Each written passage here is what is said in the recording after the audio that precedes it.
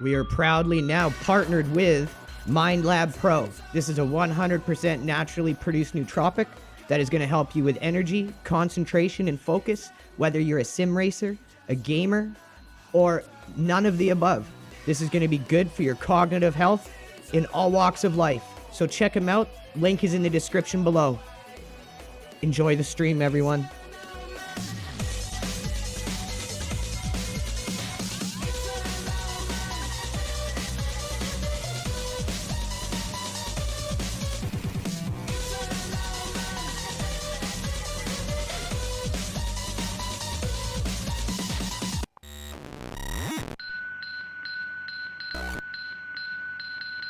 It's an old man.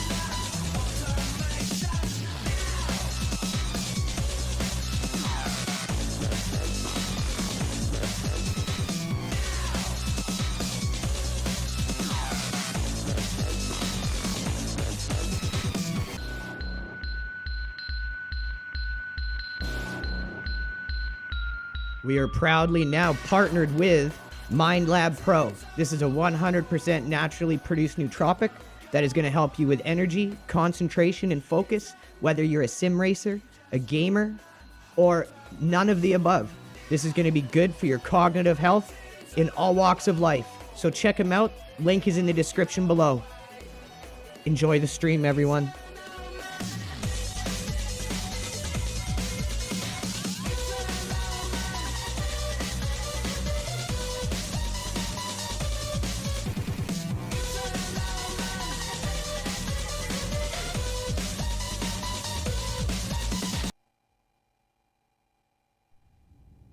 Alright, everyone, what is up?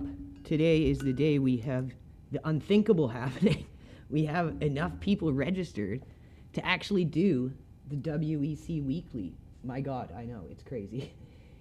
I know I'm being sarcastic, but I'm excited. I like Le Mans Ultimate a lot. I don't like how the company is over-monetizing the game.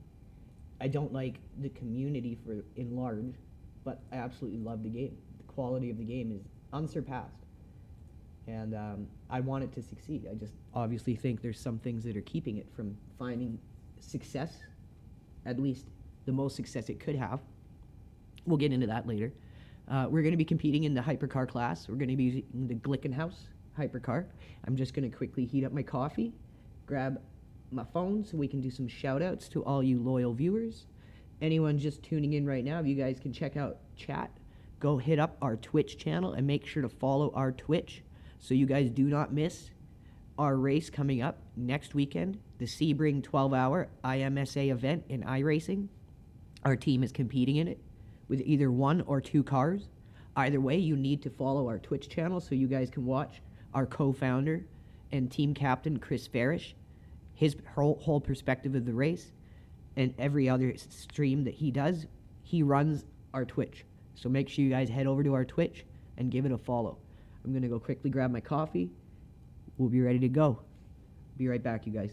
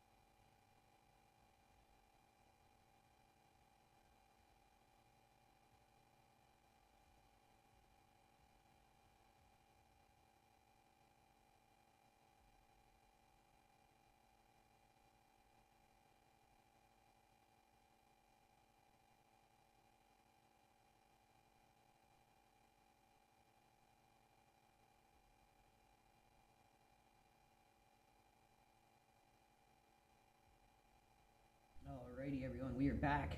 We are back and we're ready to go. We got about 37 minutes until the race starts, so we got a lot of practice time here, which is good.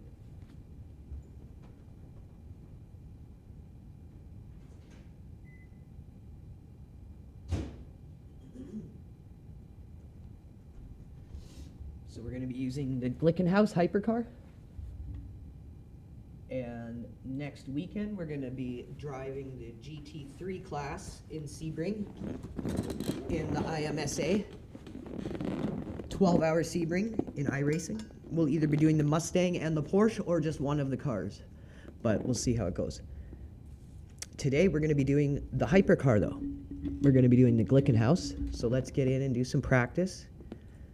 It's already got a decent-sized grid. We've got 45 people registered, 24 HYPERCARs, 21 GT3s, and no LMP2s. So we got lots of practice time, lots of time to warm up, and the grids might get even bigger if it's doing this good this early. And this is what I want to see. I don't want to see Le Mans die off. I don't want to see it fail. I want this game to succeed. I just think some changes need to be made in the way it's being monetized. I think some changes need to be made in the way it's being promoted. And oh,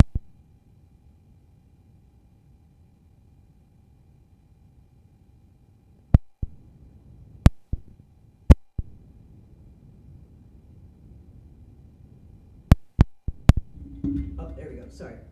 The mic got unplugged. As I was saying, I like... Whoa, that's loud. That is loud. The game itself is amazing. It's just being over-monetized, and it's got a very toxic community. I will say that lately I have had better races in the game. I'm not going to lie. I've had much better experiences recently than I had in the past in Le Mans. So that's definitely a good sign. And I'm hoping today we get a good, clean race. So we're getting in early so we get lots of practice time here. Yeah, I know, bro. He's waving me out, but I'm trying to do shout-outs here, crew, dude. I'm sitting in my Glickenhaus doing shout-outs. Don't you know what social media is, sir? This guy waving at me. How you think your bills get paid? How you think your paycheck's paid, dude? Social media, son. All right. Let's see who do we got in the building. Who's joining us early already? Wow, 7 likes, 4 reposts already, you guys. Thank you so much. Persian Q Anuk, Evil Sam, Brett Hemberg, Santiago Ortiz, Daniel Brundick, Shmozef, NTH. I can't read that Russian name. I'm really sorry, man. Let me see. At John Milinis, Just Patty, Hein Schafferat, and Charles. Thank you guys for tuning in. And feel free to type in chat, be active in chat. We always do our best to respond. Obviously, when I'm racing, I'm going to be a little delayed in my responses, but we always get back to chat and do our best to answer any questions.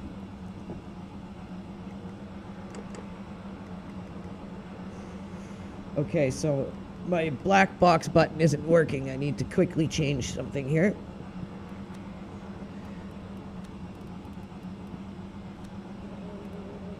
Where's the black box? Black box.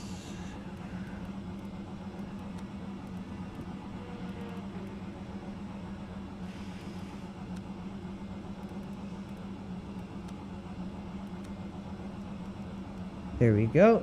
So I like setting this thing up with very minor slip angles, like 2 or 3. And then early on, I'm going to be using a big amount of traction control to try to settle the car.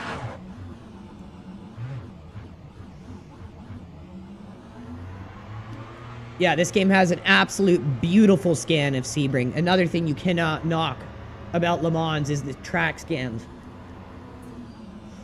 Like, Sebring in iRacing, no joke, it looks like one of the Koopa Troopa tracks from the SNES Mario Kart. Like, I'm not joking. It's terrible. They want you to pay like $25 Canadian for that. It's awful. It's not just Le Mans I'm critical of. I'm critical of any game I play. If I see problems with it, we call it out. This is how we are here. Things don't change if you don't do that.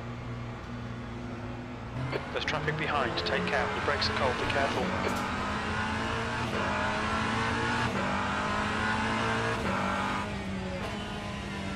So let's get our tires heated up here.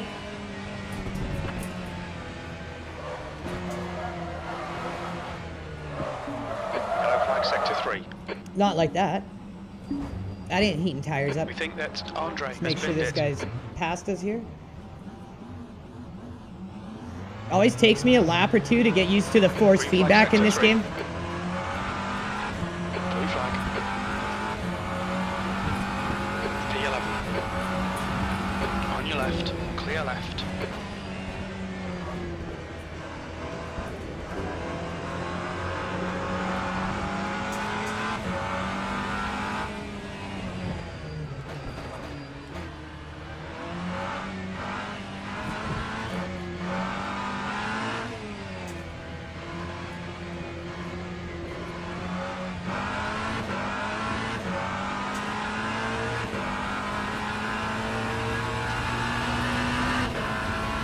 Yellow flag in sector 1.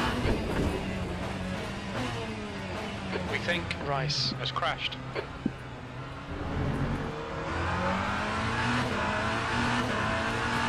Sector 3 is yellow. Woo! Slippy, slippy. It looks like Andre has gone off. Sector 3 is now clear.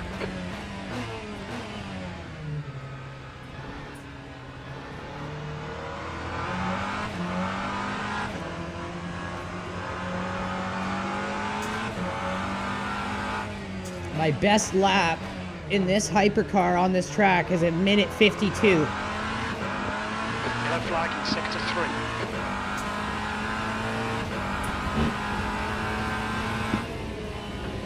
Sector 2 is 3.2 off the pace. Green flag in sector 1.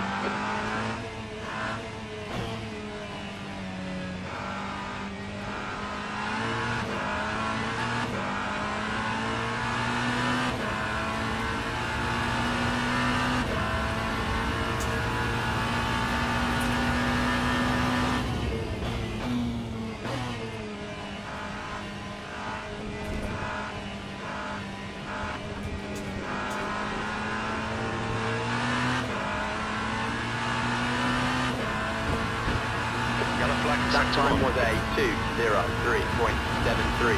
Sector 3 is 3.7 off the pace. Your brakes are hot.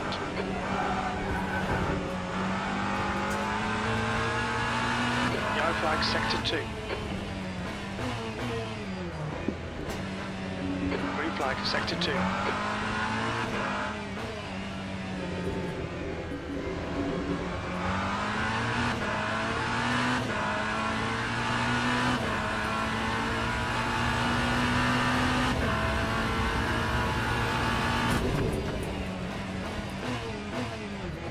Like, see, in iRacing, I would still have absolutely no grip.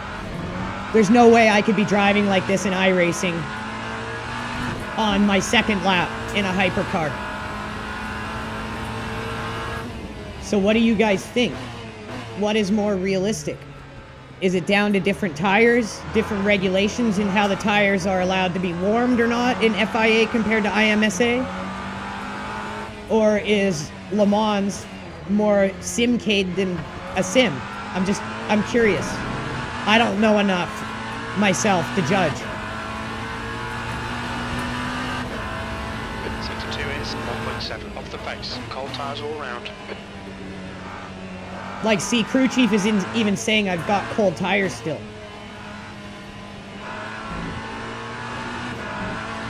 Watch the track limits, please, Andrew.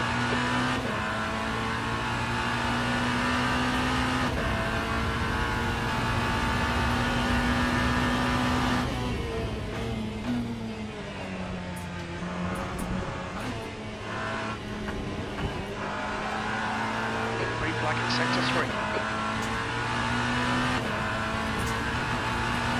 That time was a 1:56.64. Sector 3 is 1.8 seconds off the pace.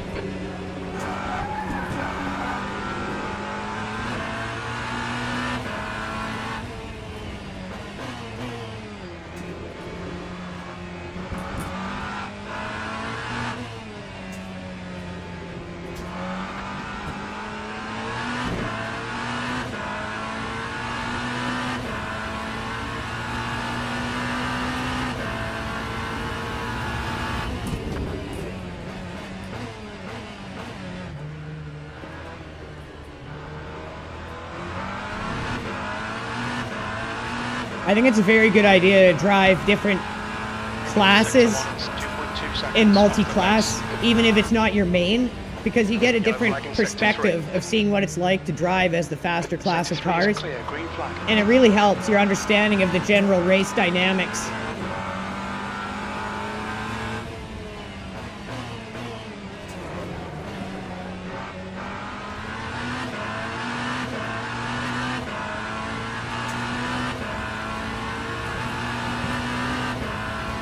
Sector 2 is 1.6 seconds off the pace.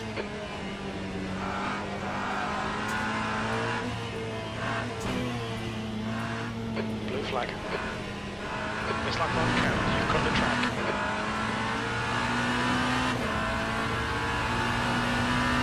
Sector 3 is now yellow.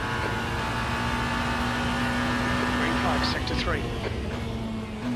Left side, clear left. Car left. Still there.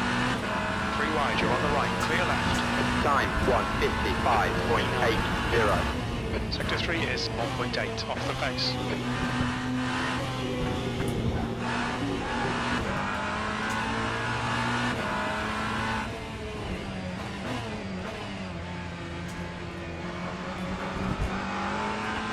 Tires are starting to grip a bit now.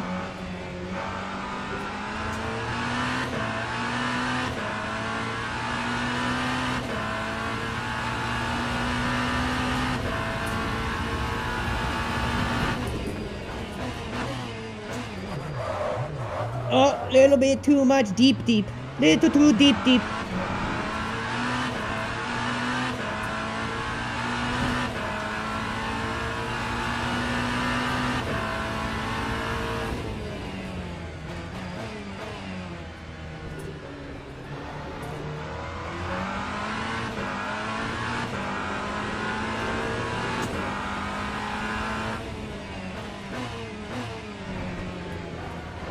Need to be tighter the inside corner there.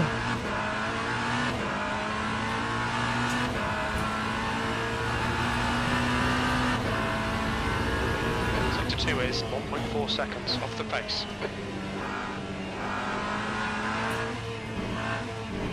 Incident sector 3, yellow flag. Mind these track limits. You can't use that spot like you can in iRacing. You're not allowed to go off. I was looking away at the other screen. You can't go off there like you can in iRacing and really swoop out wide. Total different track limits. And this is where the IMSA pits are, so that's different as well. So I just want to see. I'm pretty sure this is open setup. Wow, Coach Dave puts a 21 wing on the sucker. I guess I could see that, right? You just want to be able to womp on the thing through that first corner.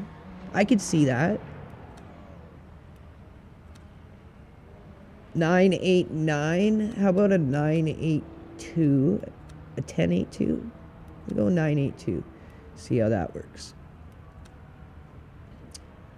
And that all looks good to me. Endurance, I always run open, and then your brakes aren't going to overheat.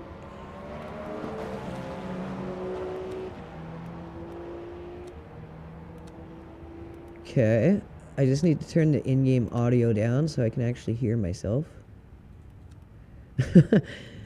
Very loud. Awesome audio in this game, though. Not knocking it.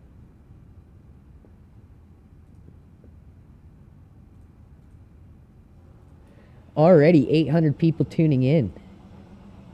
It's amazing, you guys. Make sure you hit that like, hit that repost. Let's keep it going. Let's do some shout-outs here to our loyal followers. AAC Motorman is back, longtime viewer. John Sebastian, Nina Sky, Mick McGuire, NTH, thank you all for tuning in as we play some Le Mans Ultimate today. There is finally a big enough grid in the WEC weekly event for us to participate in it. And I love Le Mans. It's just there has not been very many people playing the special events. And if I'm going to do a 20-minute race, I'm going to do it in iRacing. I want to play Le Mans Ultimate for its endurance racing, for its FIA WEC endurance racing. And unfortunately, there's very there's not very many people who want to do the bigger special events anymore. When the game first came out, there was tons of activity. You guys can go back and watch my streams through the history of the game. Tons of participation in the earlier FIA WECs. Clear. Green flag sector 1. Sector 3 is green. There were even Brakes days hold, where I would take do it. them back to back because there'd be enough where the first time slot would have enough people, Blue flag. the second time slot would have enough people, and we'd do them both. Incident in sector 1. Yellow flag. Sector 1 is green. Oh, she's cold. Right side's clear. She's cold. Sector 3 is yellow. And that guy just slammed right into us. The bodywork's in pretty bad shape. We might need to I fix would that. say that. I'd say she's in bad shape too. That's a good guess. I'd like it if they had a button, like in iRacing, where you can just push it and it teleports you to the pits. I know you can hit escape and go return to garage, but it's that little bit of time that you're on the track for. So I'd say the first lap in this game is very similar to iRacing in the lack of grip, but the grip establishes itself way quicker. That's how I feel it anyways. What do you guys think about Le Mans Ultimate and the recent tire model to the GT3s? I don't think they have done anything to the tire model for the LMP2s or hypercars yet, but I just feel like it's establishing grip very quick. The first lap, just like The iRacing. leader's just done a... Maybe You're all even clear. worse. Stay behind the line. Sector 3 is clear. Maybe actually even worse than in iRacing. Very similar, but if anything, a little more loose. Until you get that Sector 3. Sector 3 is temperature in the yellow. tires. But then I would say it establishes the grip quicker. Like instead of 5 or 6 laps, I'd say it's like 3 or 4 laps.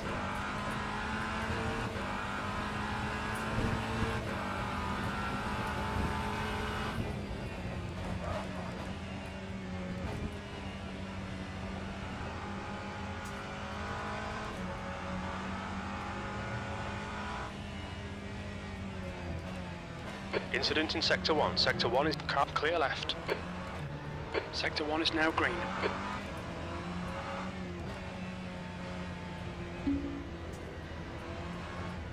Whoa, so touchy there.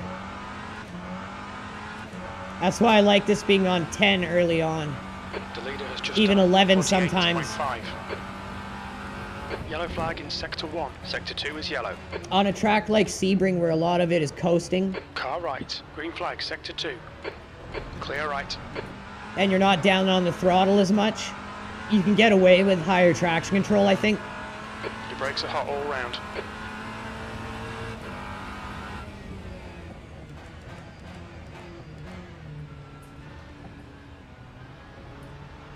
Air temperature's increasing. It's now 28 Celsius. So this first lap, you got to baby it quite a bit.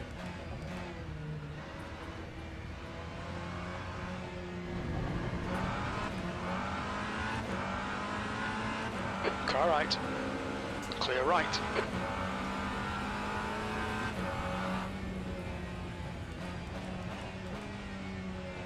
Very much understeery. We think that Bert has stacked it. Green flag sector 1. So I'd say first lap, very much like iRacing. Maybe a little less grip. But I think it definitely starts establishing itself quicker.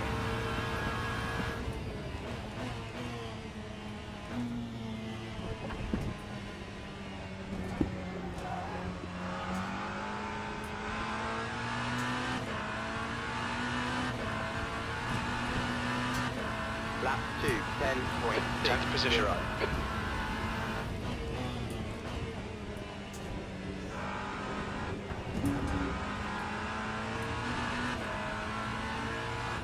But like, look already how much more grip the car has. How much less understeer. Just with one lap? Like, that seems a little crazy. Or is iRacing overdone it? Like, I don't know enough about racing.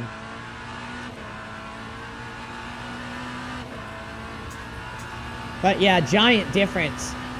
Like you guys can just see, a huge difference just from one lap. And I was babying it that lap. Yellow flag, sector 1.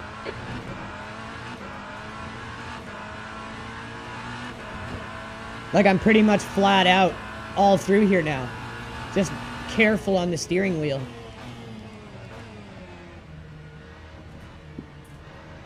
Little less power through the corner than I would usually use. But other than that, it's pretty much all there within one lap, which is kind of crazy. On your right, clear right. Let that guy go.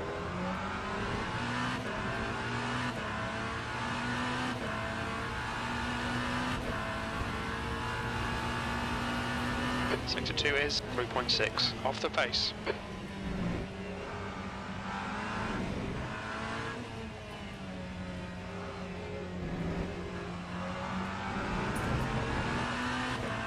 Like it's definitely there. There's still a lack of grip, but it's not nearly as drastic as iRacing at all. Left side. We think Eric has got, hold your line. Clear left.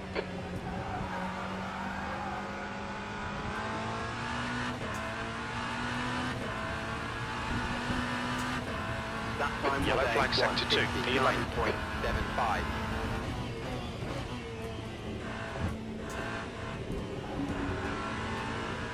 Sector 2 is clear. There we go. That added arrow really helps just punch it through that corner.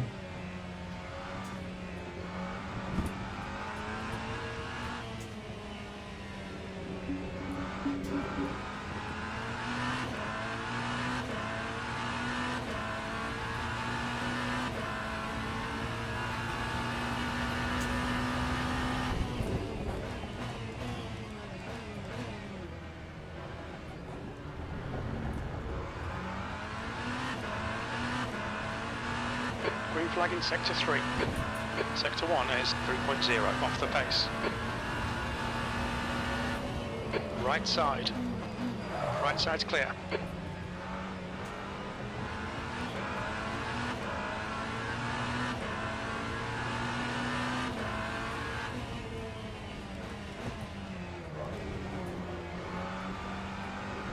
Need to figure that corner out a bit more.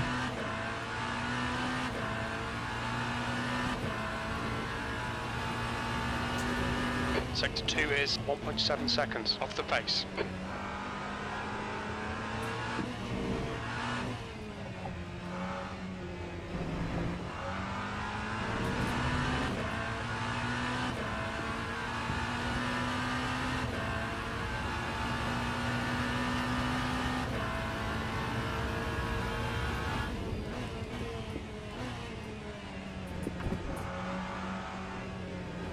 Air temps rising, it's now 30 Celsius.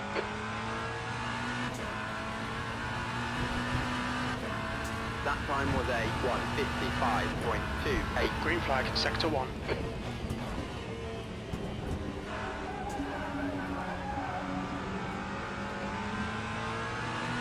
On your right, clear right.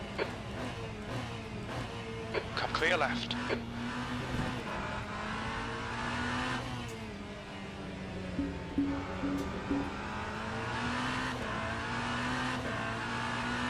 There, now she's fully gripped.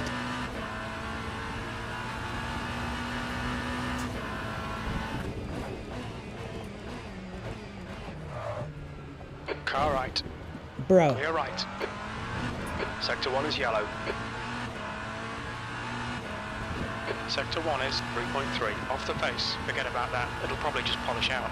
I agree, Jim. Get the buffers on it.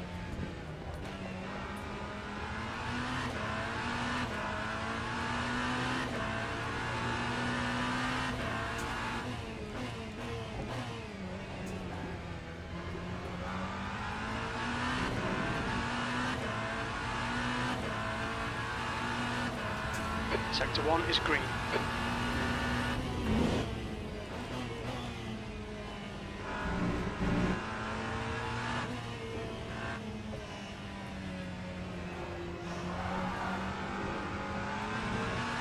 Lost a bit of grip there and slid. Cost me some time for sure.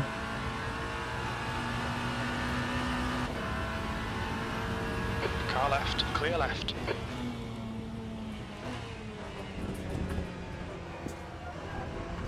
Sector 1 is yellow. It looks like right has spun off. Sector 1 is clear. Okay, let's do one more lap, and then we're going to study some replays, watch some other drivers on the track, see what we can pick up.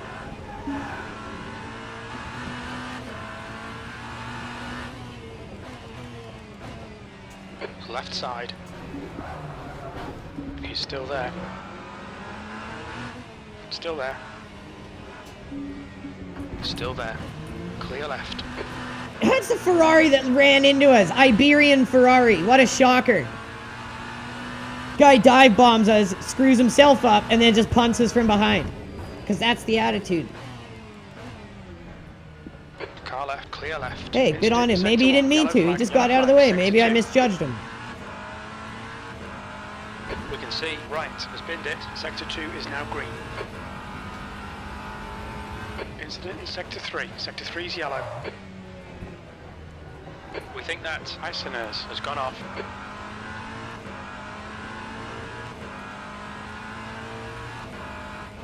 Sector 3 is clear, green flag. Sector 2 We're is coming now in yellow. too hot there. We got to back up our entrance and make it cleaner.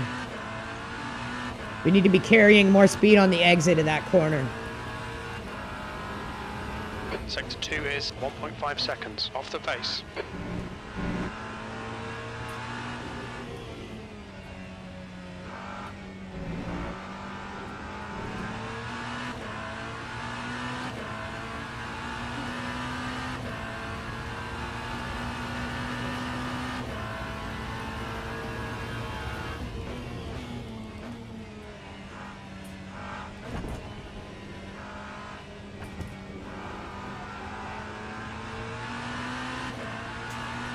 Okay, now let's get a lap without getting run into, and then we'll review footage. He picked up a bit of aero damage.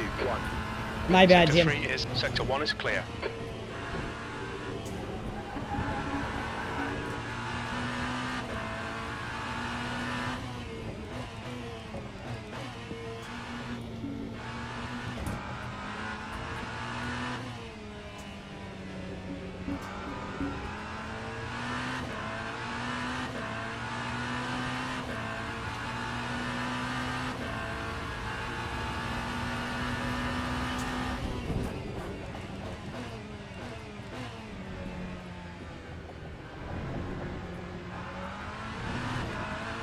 Started braking way too far back there for sure.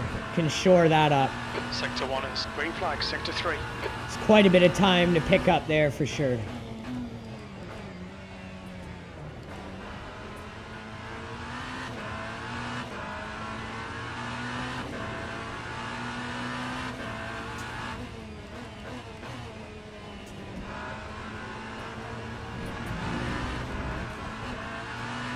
Right idea, just a little sloppy there. Sector 2 is 1.3 off the pace.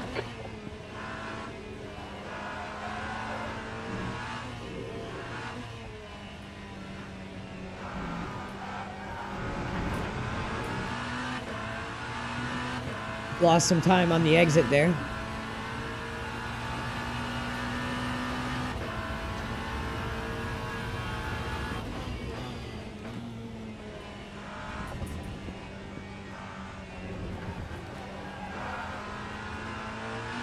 Sector 1, yellow flag. That time was a 1:54.4. V12. Sector 3 is 2.3 seconds off the pace. Okay, let's see what we can learn from some other drivers. Let's see who is out right now.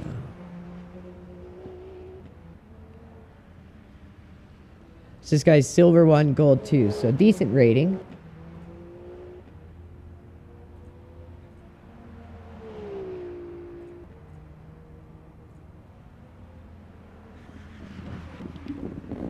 Take a gander how he's driving.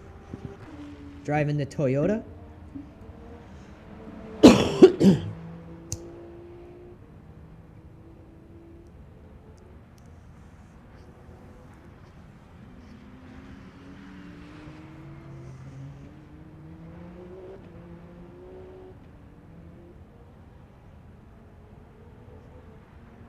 I'm paying attention to his speed and his gears right now. That's what we're watching.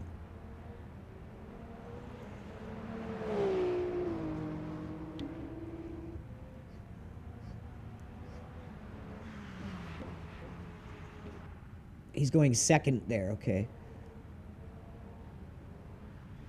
And second there. Down to first? Okay. Interesting. And he's in 8th, which is 4 spots higher up than us, so he's clearly faster. So he's actively using the gears in the car much more than me.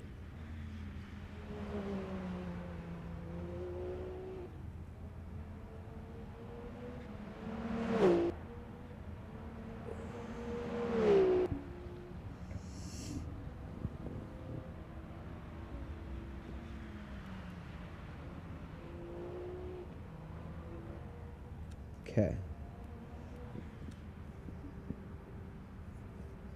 See if we can adapt some of that. Why am I the only Glicken house? Could use a bit more field of view, to be honest. Like, if I could see out of that left side window just slightly, there we go.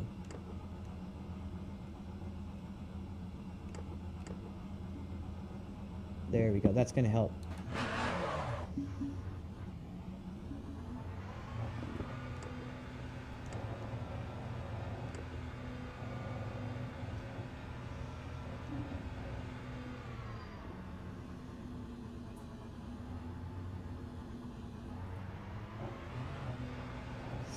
Thanks for everyone tuning in. Just hit 1,300 people. 37 minutes. That's awesome, you guys. Thank you so much. 37 minutes, that means it might be race time or getting close. So we better check, because this game does a terrible job of telling you when the race is starting. I've literally missed events because of it. That's the end of the session. P11. 4 minutes until it starts. So we've got 60 hypercars, 111 people registered. This is good. I like this. 51 GT3s. Awesome.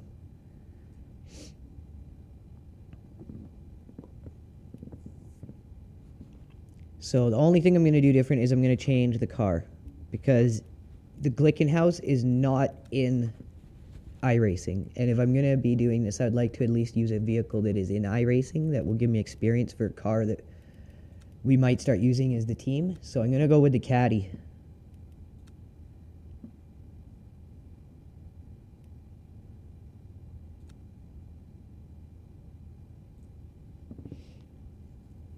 I think that's going to be the smartest decision here.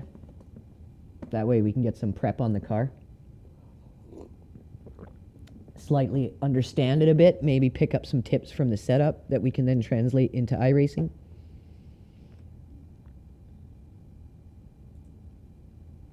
So we'll see how it goes. And this is a game, again, our team will be competing in if the game succeeds. It's just hard right now because it doesn't have team events. It's going to be bringing in team events by the end of the year, and we'll see how that goes at that time. Me and Chris already own the game, so we'll give it a try before everyone else. Okay, now this thing's field of view. Really, really weird. I don't think I'm going to be able to see out a little bit of that side window. Let's see. We'd have to be really far back. Jesus. Jesus, mother of mercy. There we go. I just need to be able to see around that pillar slightly.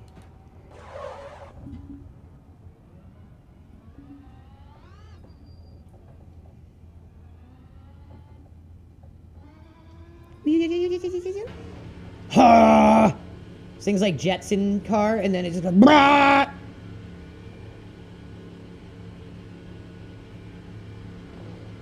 9/11/2. Ooh. Means something. What does it mean? Yeah, I'm not going to be able to be that far back. It just ain't going to work.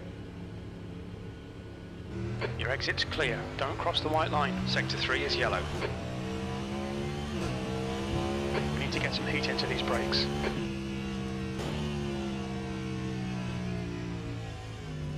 I'd like to go that way, car. Thank you.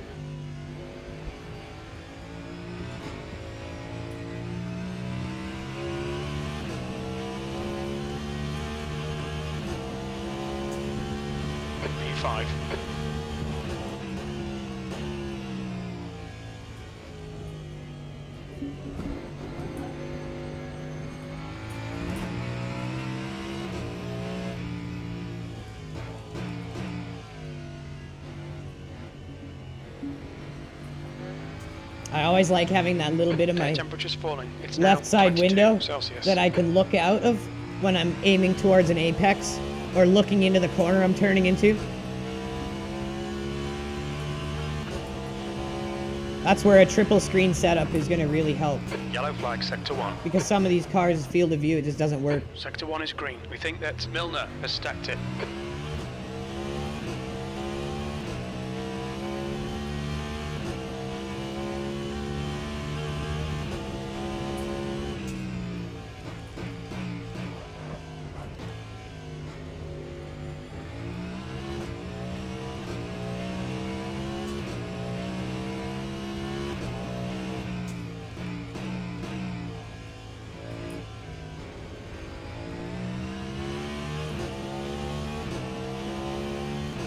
Honestly, this feels slower than the Glickenhaus, to be honest. Sector 2 time is quick.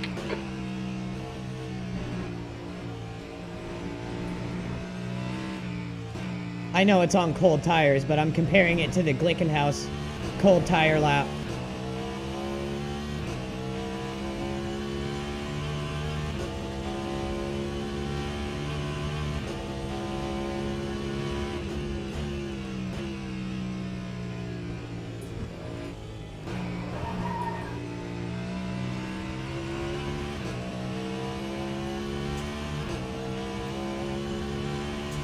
Lap 158.59.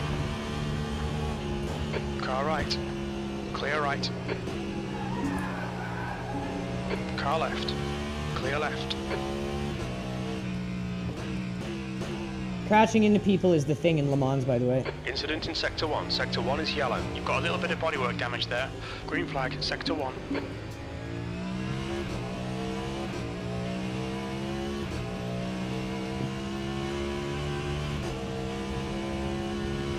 Incident in sector 1, yellow flag. Incident in sector 2, yellow flag. Green flag in sector 2. Sector 1 is now green.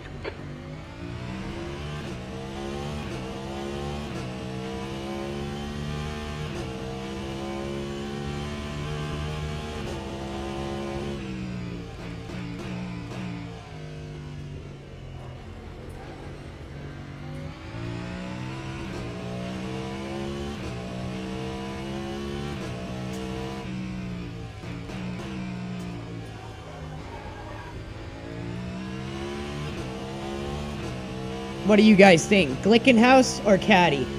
Your front brakes are getting a bit hot.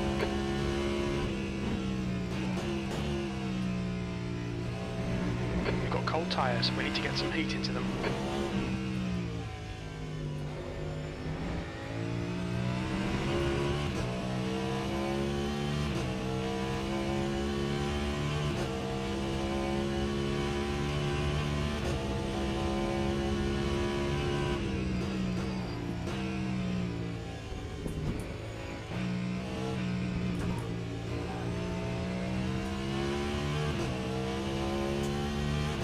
I think we'll go with the Caddy, because that felt Lap 1. quick, and I hardly know the car.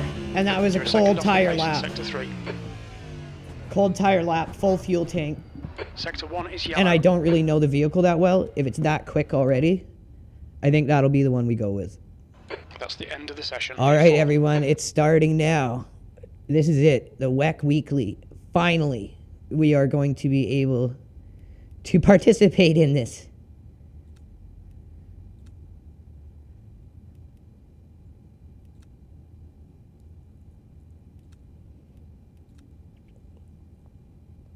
I've been wanting to do an actual endurance event in this game for so long. But the only lobbies that ever get any action are the beginner lobbies, and they're only 20-minute races. And if I want to do a 20-minute race, I'm playing iRacing. Like, this is supposed to be an endurance racing game, but unfortunately you don't see much activity in the actual special events, in the actual... Excuse me, sorry about that. In the actual special events, like the endurance events that I'm doing right now. When the game first came out, the lobbies were just stacked. You could do 2 races back to back. And both of them would have big grids. The last 2-3 weeks, there's been no activity in these events. So it's good to see this, because this is what the game needs. It's a good game. It just needs more activity, more people with the attention span to do these endurance events, and get rid of the over monetization of the game and let it flourish just as a DLC standalone purchase. Like, look how good Assetto Corsa does. Assetto Corsa That's 2 minutes Competizione. left. 2 minutes. They're just a game you buy and expand upon with DLC. They don't need subscriptions to survive. And they're probably the most profitable sim racing title.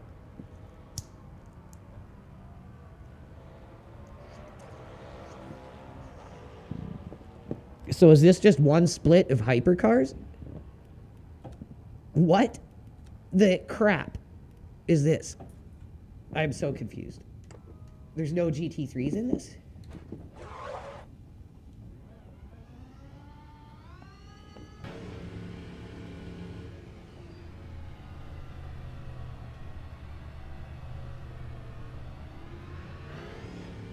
Okay, let's make sure we got our electronics dialed.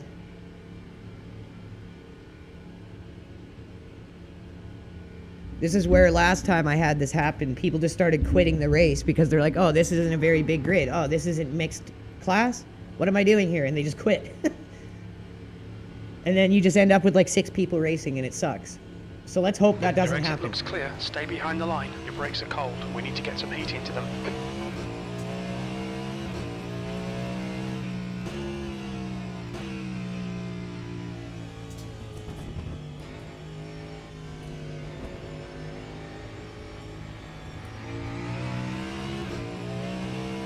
I'm not terrible with these cars once the tires are up to pace. 59. I need to get better at getting the tires warm and having safe off laps, like safe laps where I'm heating the tires. That's where I'm bad in these right now. Like, I'd say I'm decent at a beginner level in hypercars or prototypes once the tires are warm.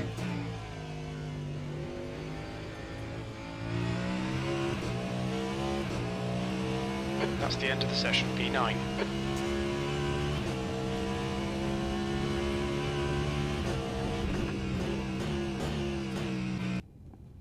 Yeah, now there's only 11 people. There was 12 because people are already quitting. This is the problem with the game, unfortunately.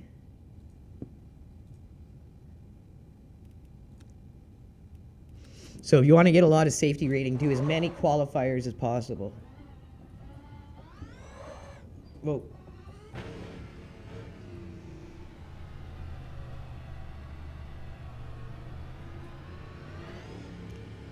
See, look, why is there no GT3s? Like, people want to play big grids, mixed class. That's what this is supposed to be. But they don't even give you that in their special events. It's insane. People just end up quitting. They don't want this. They want the actual experience.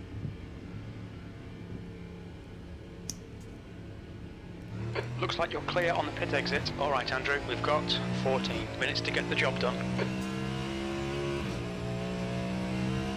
So this is where I got Brakes better all at round, be qualifying careful. closer towards the end of the session because I started playing Le Mans Ultimate before I started playing iRacing, Assetto Corsa even, where you learn to, those games have longer qualifying periods.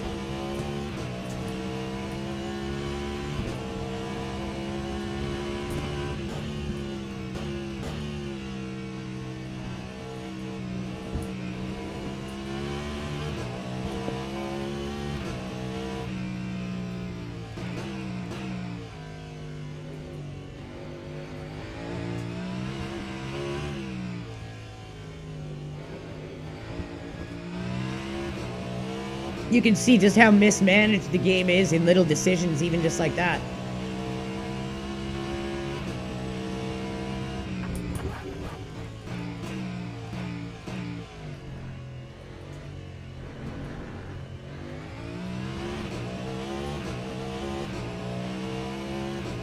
Like, don't you think we want practice in a multi-class event?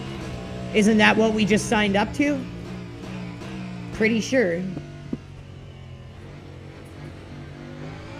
Now we're doing better on cold tires.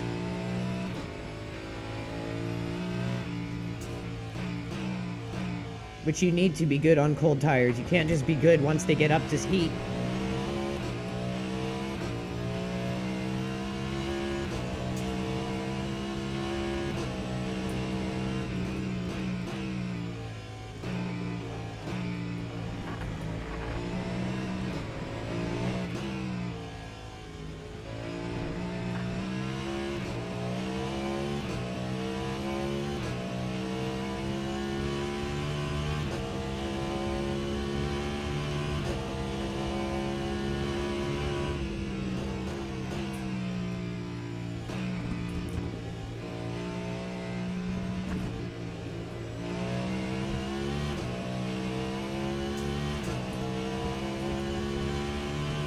Time 1:56.80.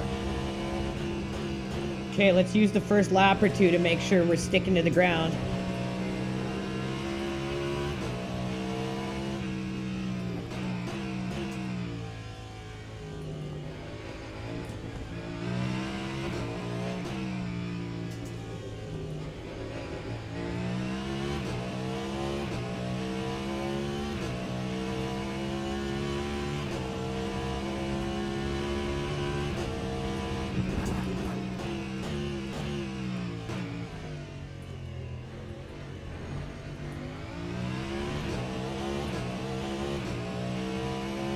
Your tyres are cold, watch out. Your front brakes are pretty hot now.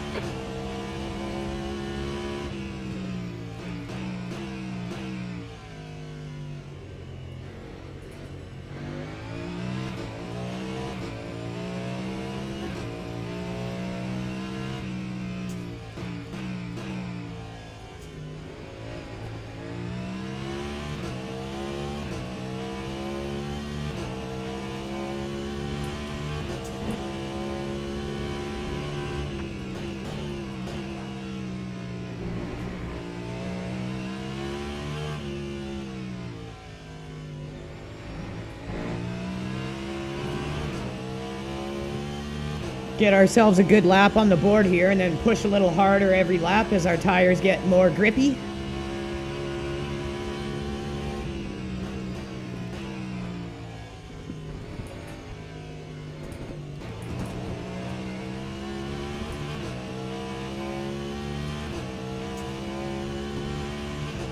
Time 1:52.00. Sector 3 time is fast.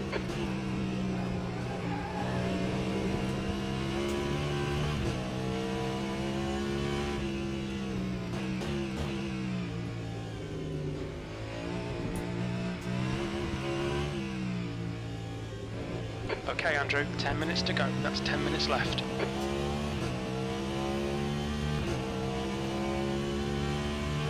That's my best lap on this track in a hypercar.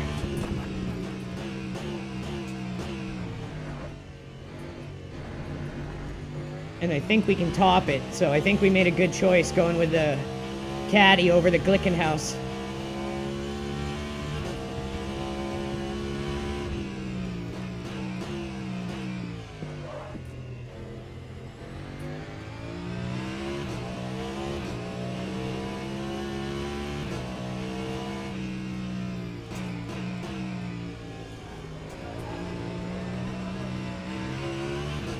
Damn it, spun a bit there. Loss of traction cost us a lot of time.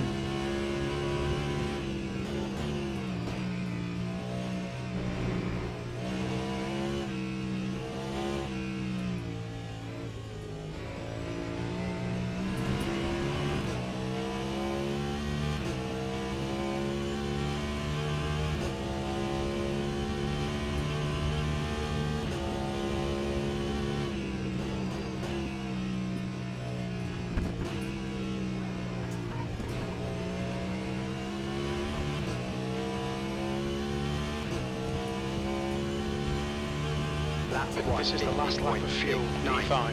Okay, pit stop requested.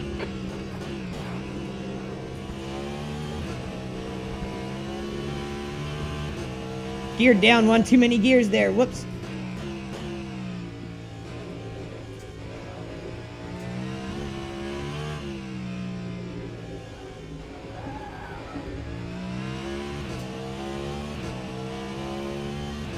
The pit crew's ready.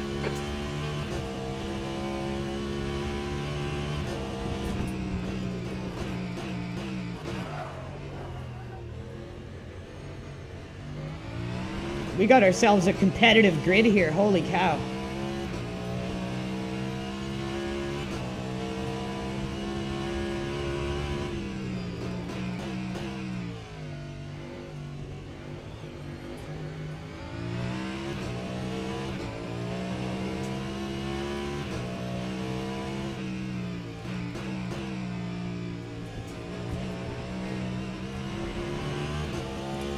I know a 149 is within reason for us. I don't know about a 148. Box this lap, please, Andrew.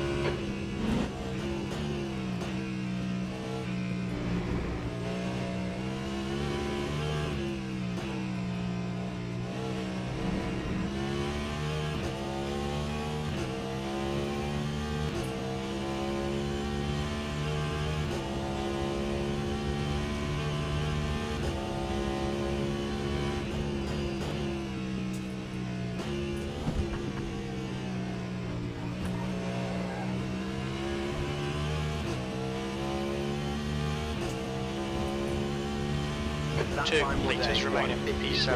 1:51.26. Sector 3 is 0.8 off the pace. So we still got 7 minutes left to qualify. But let's see what everyone else is doing here. Hey, we got 13 now. At least we got 13. Oh, he DQ'd! What the fuck? So let's watch this guy here. See what he's doing that we can learn from.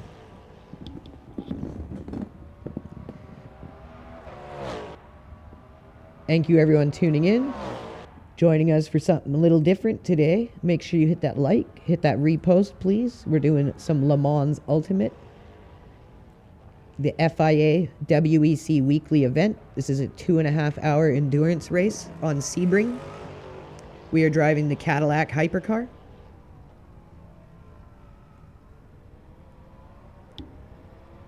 Right now we're just, we finished qualifying. We're checking out the competition, seeing what we can learn.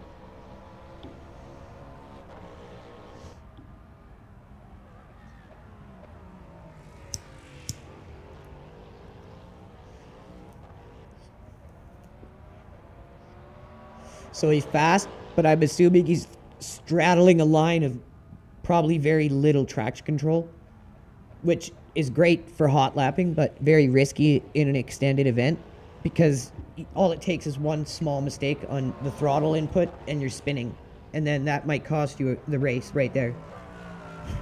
So I generally like to run slightly Andrew, 5 more minutes to go, traction 5 control minutes left. in anything that's endurance based. For that reason alone.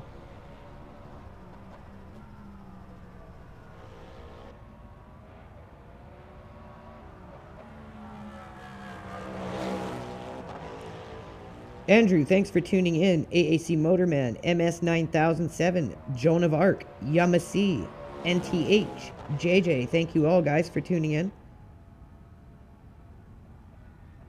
We're just waiting for the last few people to finish qualifying before the race starts.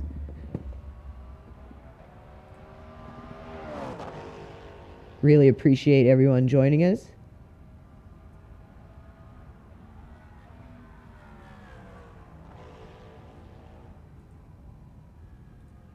Make sure you guys get active in chat. We respond as much as we can to everyone in chat.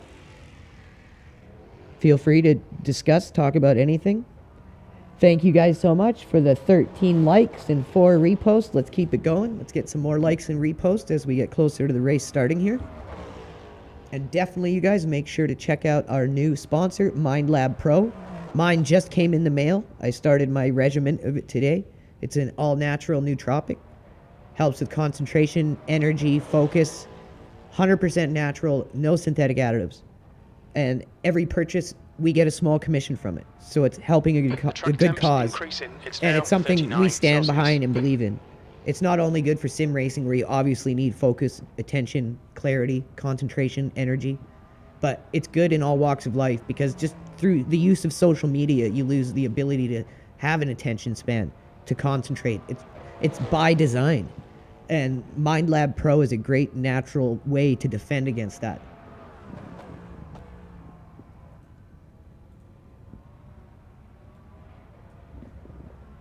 So make sure you check them out. The link is in the description on our YouTube end, and the link is in chat on our X end.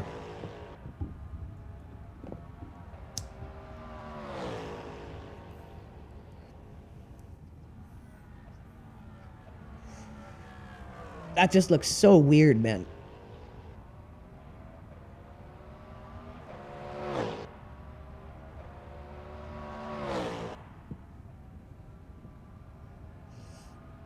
There are some things about, well, let me state this first. This game is still in early access, which is, again, another reason why a lot of people are not happy about the subscription model. People weren't happy about the DLC and Seasons Pass with it being early access. And then they're like, here, hold my beer.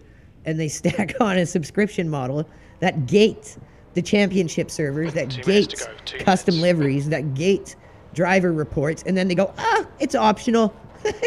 It's like, okay. So very bad decisions by the company managing the game. Game overall, great foundation. You can see that it would have a very promising future if it was handled correctly. But at the end of the day, it's a very niche style of racing. Endurance racing isn't for everyone. It really isn't. A lot of people think about the idea of how cool it is. They want to do it, but when it comes to it, it is not for everyone. And I don't see it having that much success as a standalone title unless managed properly. Otherwise, it's a great integrated series in iRacing, and that's where it was originally before this license was purchased and this game was made. It was a part of iRacing. I think Studio 397 should just partner up with iRacing, let them integrate their technology and their engine into iRacing, and allow Studio 397 to manage the Le Mans and FIA WEC part of iRacing. Like, I think that would be a great idea. Because then you're going to be able to more readily tap into the iRacing player base.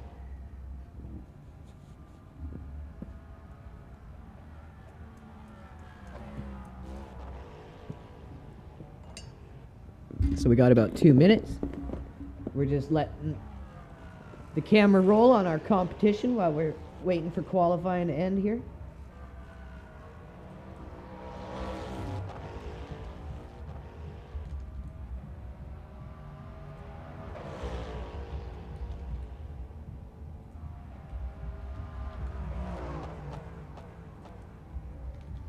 That's the end of the session. P9. There it is.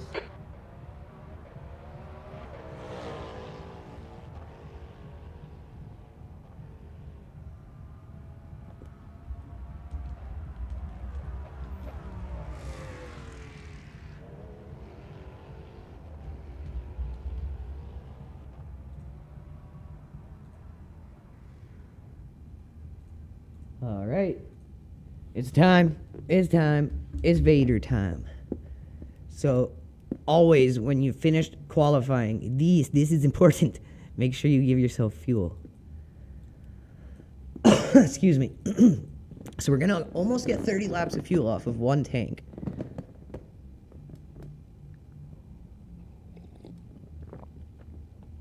Nice big sip of coffee here. I'm just gonna go quickly empty my bladder before we sit in for the long haul. I'll be right back.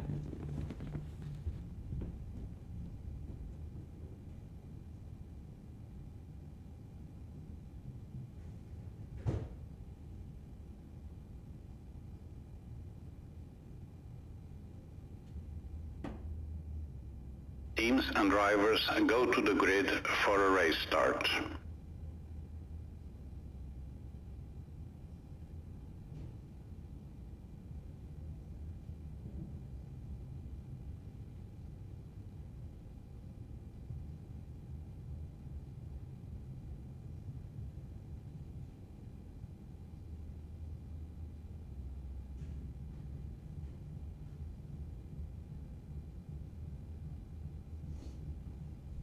Alrighty, we're ready to go. Bladder is emptied. Alright, let's have a good cracking race here, hopefully. Even though it's just the hypercars. Let's show them how we can do it here, you guys. The bottom split hypercars. Let's show them what we got. Bill Rucker, JR Ricky Productions, NTH, Mark, Clary Dusty, Bill Smith, 777, Joe Smith 841, and AAC Motorman still in the building. Thank you guys so much for tuning in. Let's get to it. So let's make sure we've got our electronics set. Our first fuel. We're gonna always want fresh tires.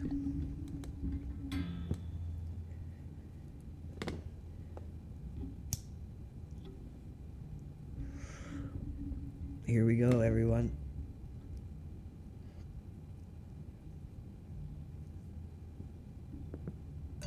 So this is 2 hour, 40 minute. Or sorry, 2 hour, 24 minute. I guess it's 2 hours, 40 when you factor in the qualifier and practice. I guess that time it says is the overall event time, not just the race time. So it says it's going to be about 78 laps, give or take. So it's going to be the two pits. Has started.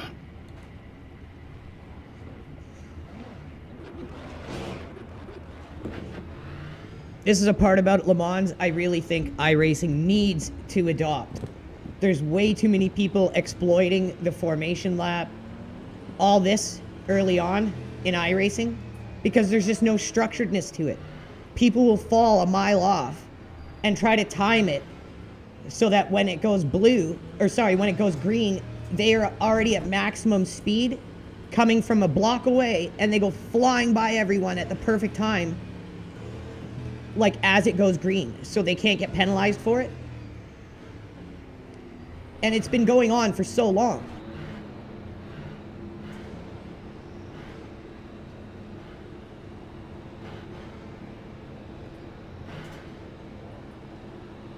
Green flag, green flag. So let's manage our cold tire lap here. Left side. Hold your line. He's still there. Hold your line. Yellow flag in left side. On your left. Clear left. It looks like Andreas, Ulecki and Silva have stacked it. Car left. Green flag sector 1. Still there. Clear left.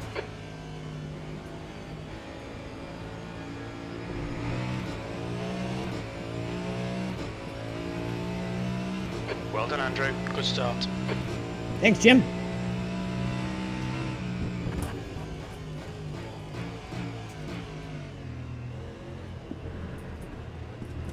Sector 1, yellow flag.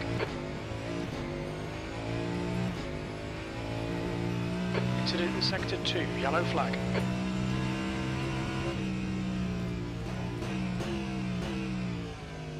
Green flag, Sector 2.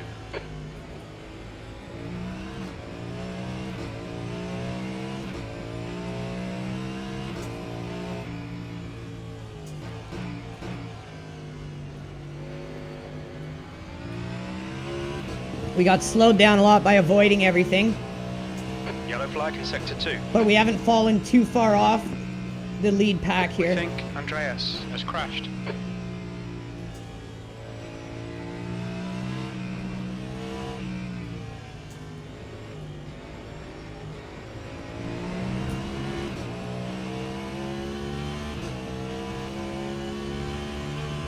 Darman is gaining on you. The gap's now 0.4.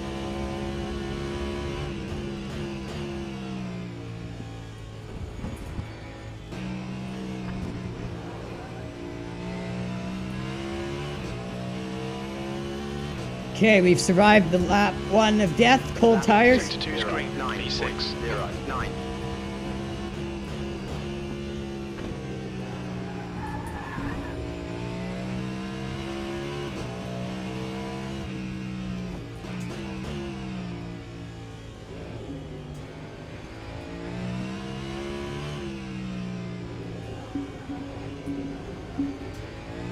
Okay, Andrew, the next car is driver.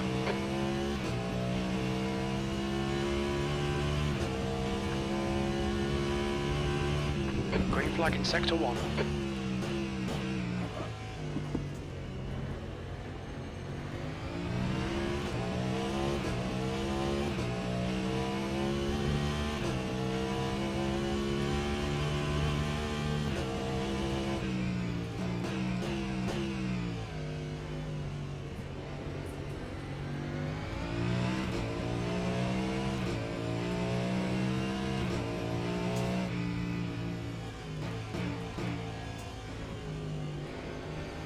I think if anything, we're starting to catch up to these guys ahead.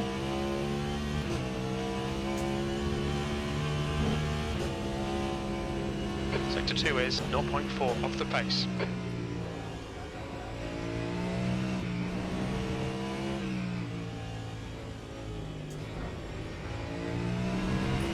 We've had a cut warning. Keep it tidy, please, Andrew. Suck my ball, Jim!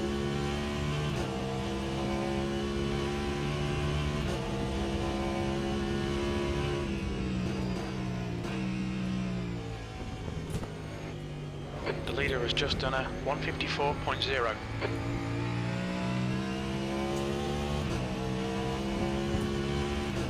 That time was a 154.1. Sector 3 is 0.3 off the pace.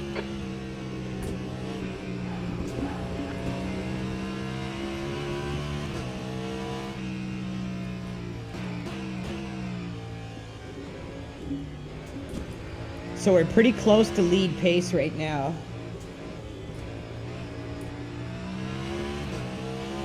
Do our best to keep it that way.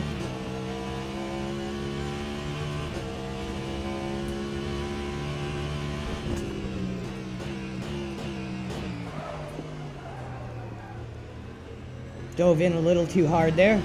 Brakes are not quite heated up yet because we got the ducts fully open.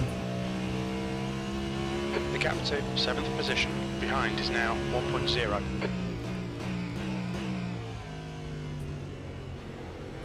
We don't want to chump it and start pushing a little too hard, a little too soon.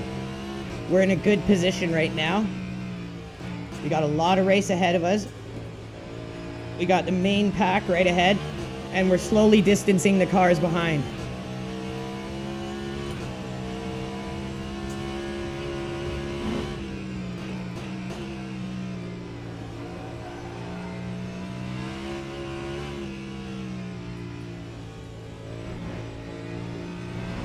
Going out on track limits, keep it between the lines. Man, you gotta be so tight on that. Okay, Andrew, you're reeling P5 in. The gap's now 0.4.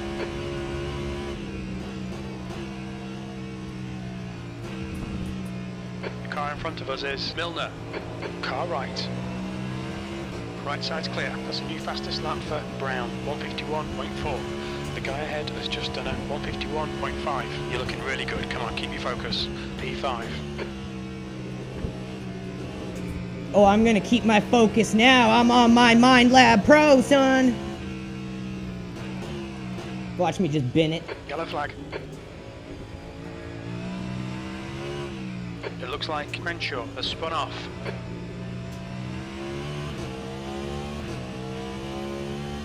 Sector 1 is green.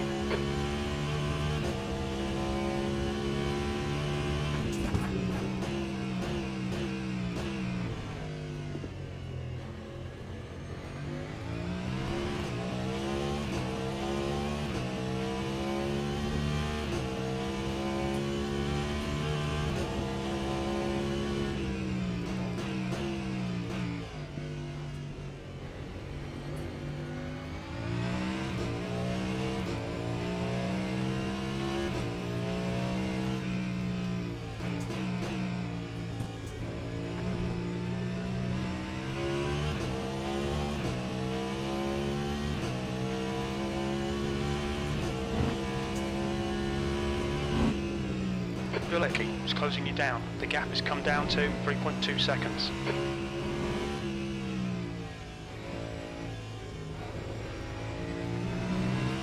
If we can keep gapping that guy behind Track us temperature is increasing. It's now 90. without having to push much harder than this, then that's what we do, because we just want to keep a pace that's going to hold us in this position and decide when we want to push later in the race.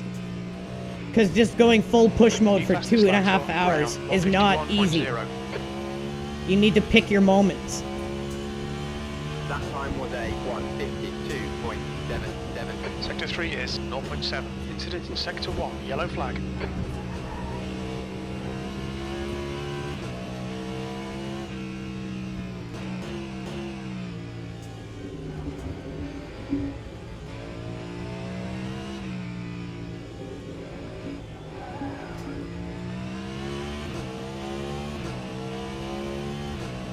We can see Arnaud has binned it, green flag Sector 1.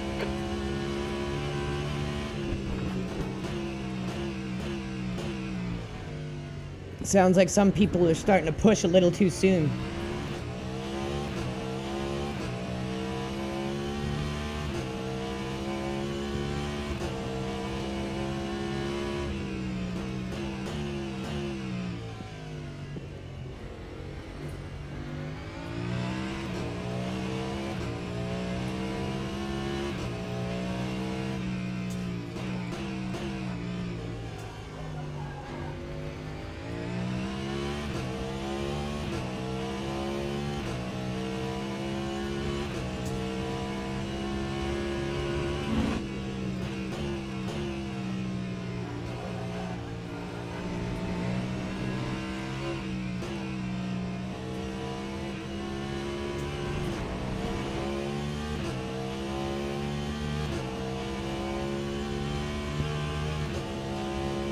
Good start to the race. We just got to lock in and stay focused.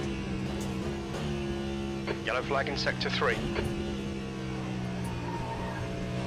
We think Milner has gone off. Green flag in sector 3. Lap 153.32.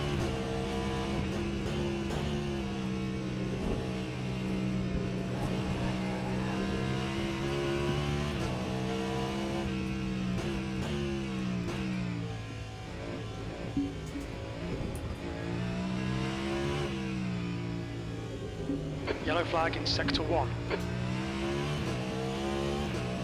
We think Andreas has binned it. Sector 1 is green. Alright Andrew, the next car is brown.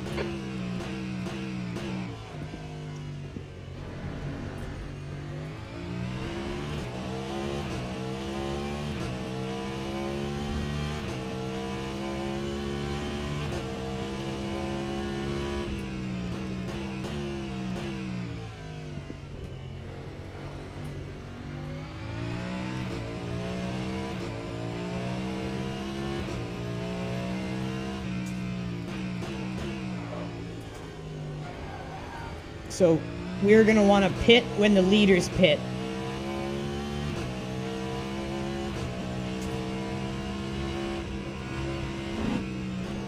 The gap behind is now 3.2.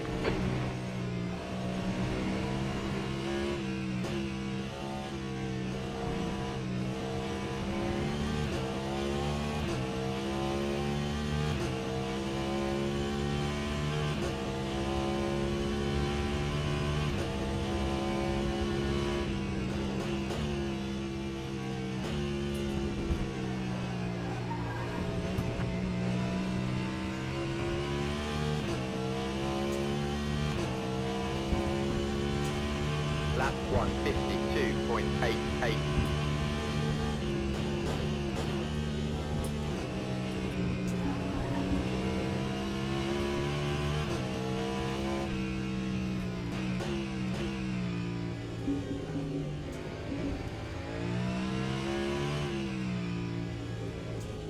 Air temps increasing. It's now 18 Celsius. 12 more minutes and we'll be about a half hour in. Good start so far. Managed to avoid the lap 1, lap 2, lap 3 early chaos with cold tires. Stayed with the pack. As the tires heated up, we got to make some moves as other drivers dropped off, and now we're sitting pretty. So it's important to just dial in, get settled into a rhythm here and hold this for as long as possible.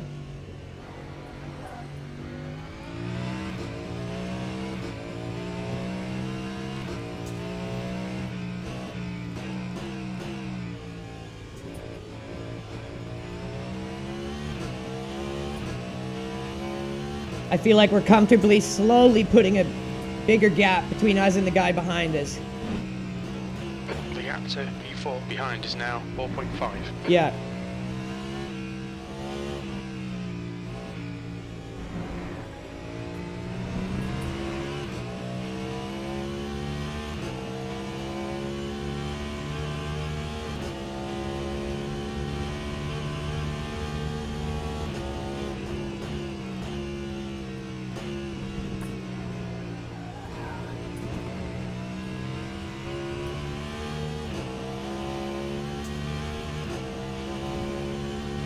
That time was a 152.20.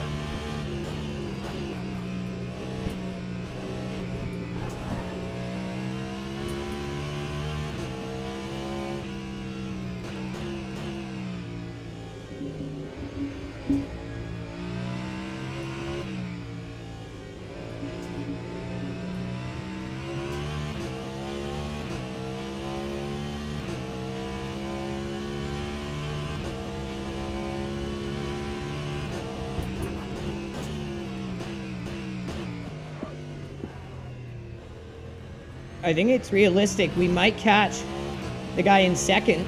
He starts dropping off now and again, and if we could put some really good laps together, we might be able to catch him.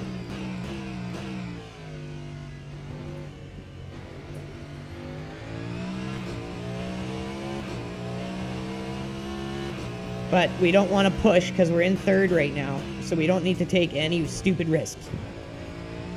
Yellow flag sector 3. Right now, for us, good decisions are very important. Has stacked it. Green flag sector 3. The gap behind is now 4.3 seconds. The bigger Air gap we temperature's put increasing. behind us, It's now 20 the Celsius. safer we are when we start wanting to make a move, because we've given ourselves a bigger cushion. The track temperature's rising. It's now 21 Celsius.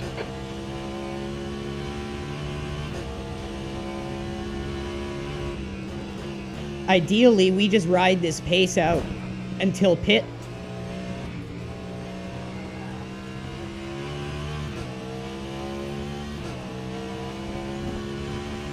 Lap 152.03. Sector 3 is 0.3 off the pace.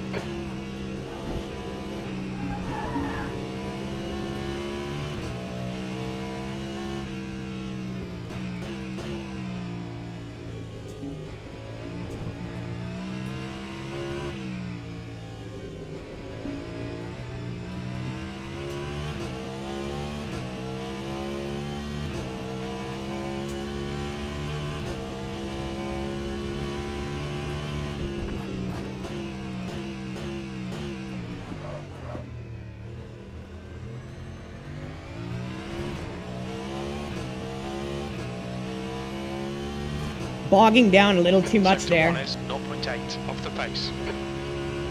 The last couple laps, that's where we've lost our time. We can fix that though. We're aware of it. We know what we're doing. Those are the easiest mistakes to fix.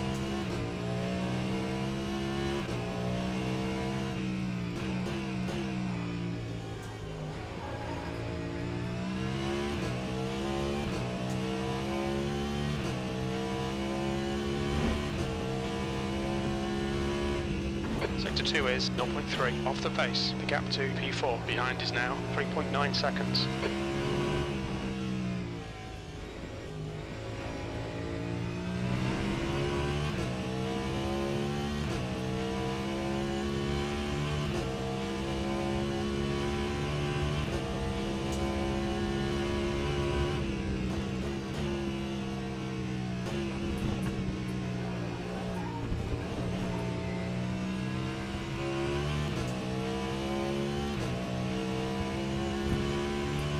Lap 152.30. Brown is leading the race.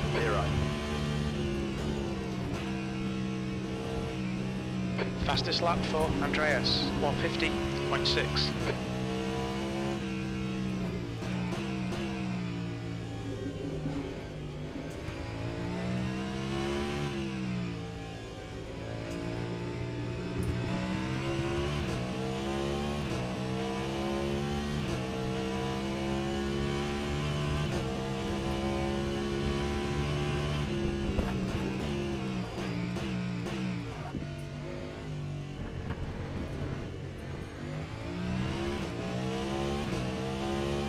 Our fuel is gonna last like well into the halfway point of the race, I think.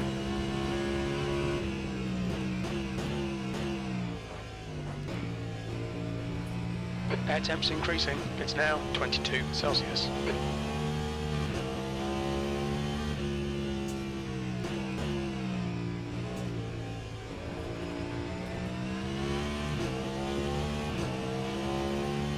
Knock our traction control just down one level.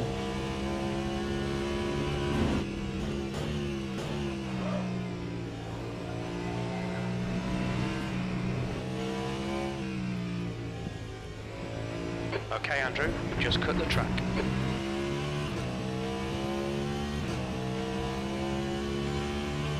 The gap to WEC behind is now 3.1.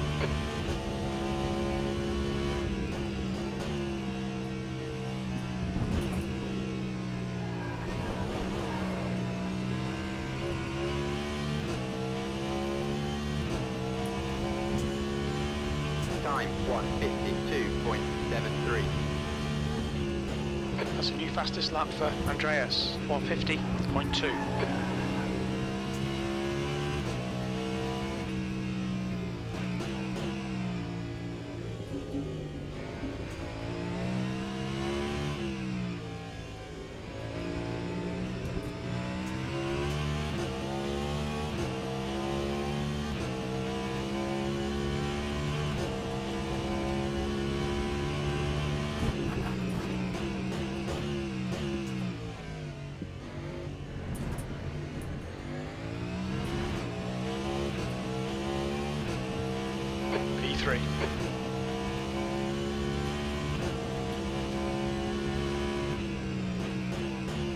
The next car is 2 laps behind. Oh shit.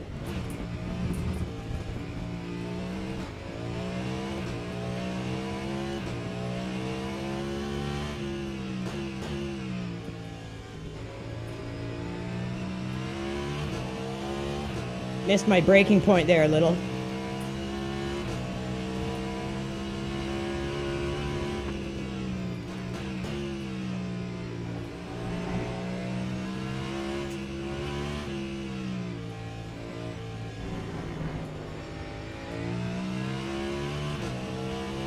When you slide like that, you just lose so much speed.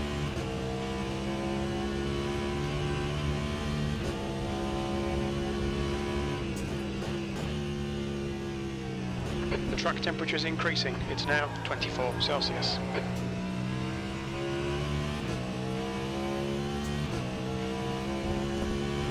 WEC closing the gap. It's now 0.8.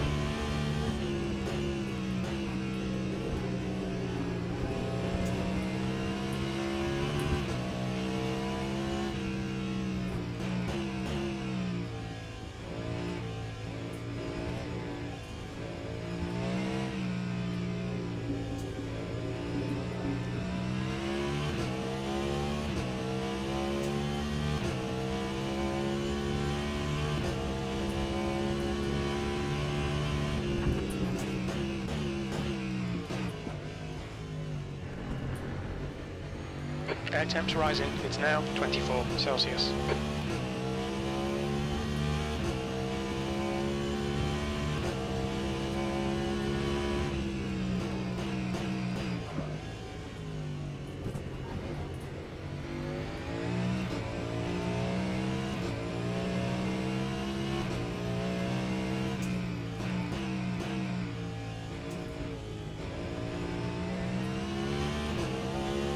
Brakes are starting to lock up slightly, I'm noticing it.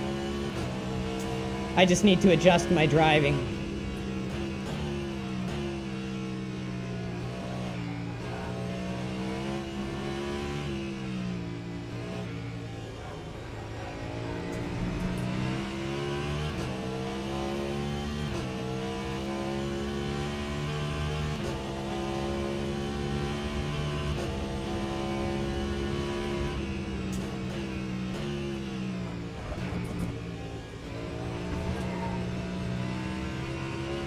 Incident Sector 3, yellow flag. We think WEC has gone off. Green flag in Sector 3. 0.04.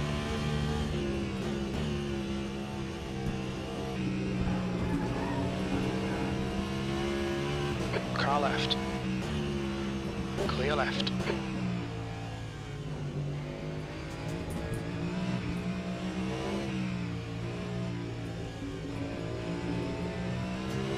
So this is an opportunity to draft this guy and distance the gap between the cars behind.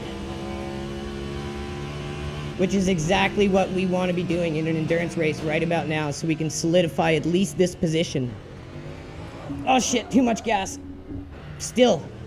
So we'll go back to 9 on the traction control. We don't want that happening.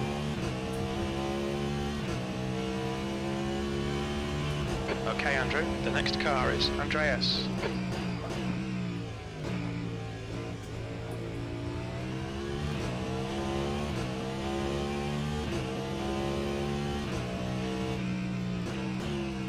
Little mistakes like that, switching your TC a little too soon.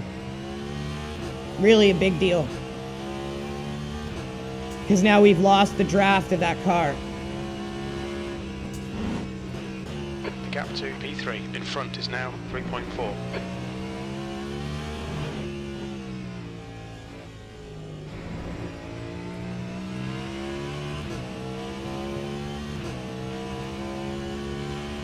We're in a pretty comfortable position right now.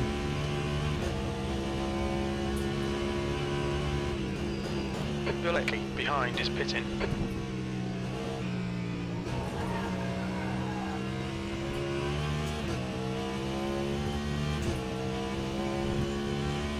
That time was a 1:54.25. Sector 3 times okay.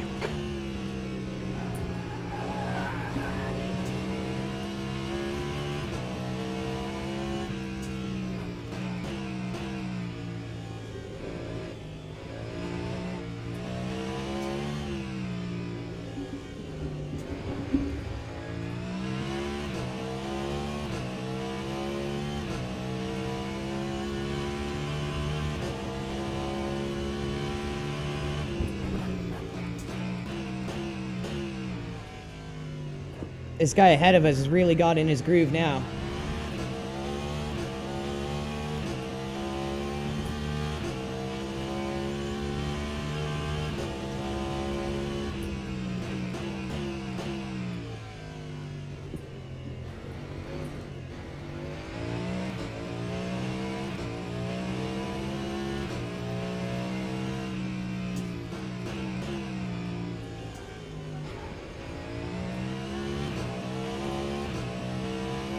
Two cars behind have pitted. We are under the 2-hour mark now.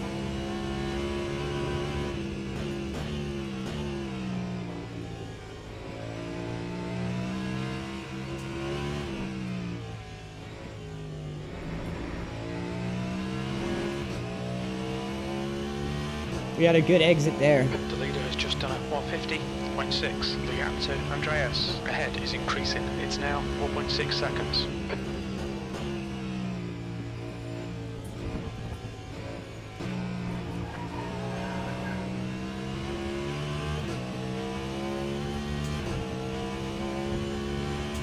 That was 152.6. Sector 1 is 1.5 seconds off the pace. The track temp's increasing. It's now yellow flag. Okay, Andrew, you've got half your fuel left.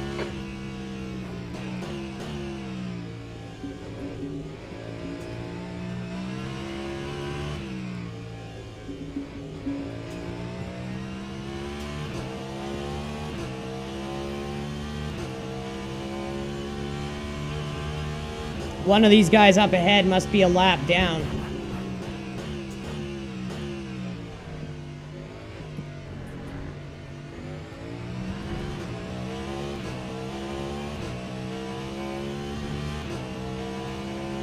The gap to P3 ahead is now 4.7. The guy in front is 1 lap behind. I knew it! I fucking knew it!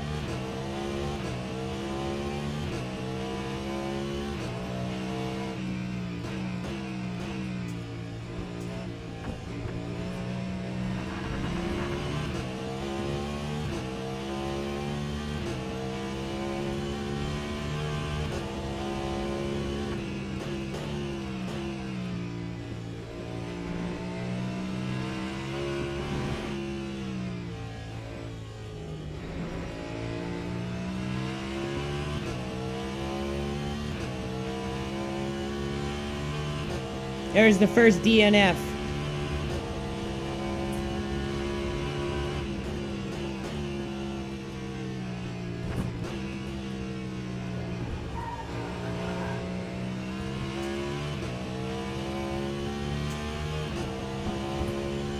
The gap to P3 ahead is now 5.7 seconds.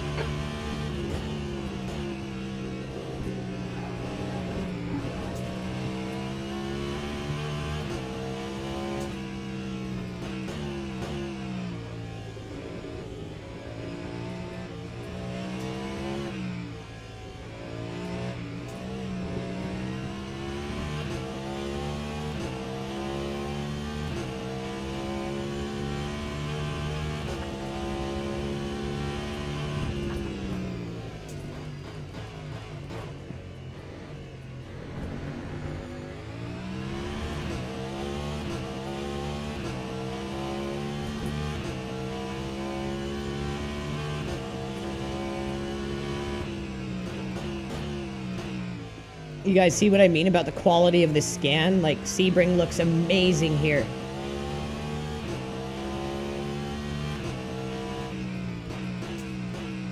Yellow flag.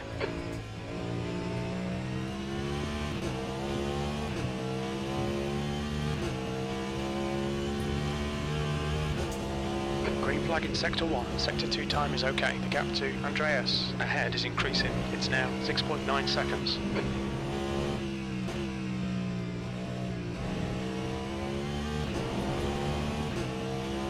The leader's just done a 150.4.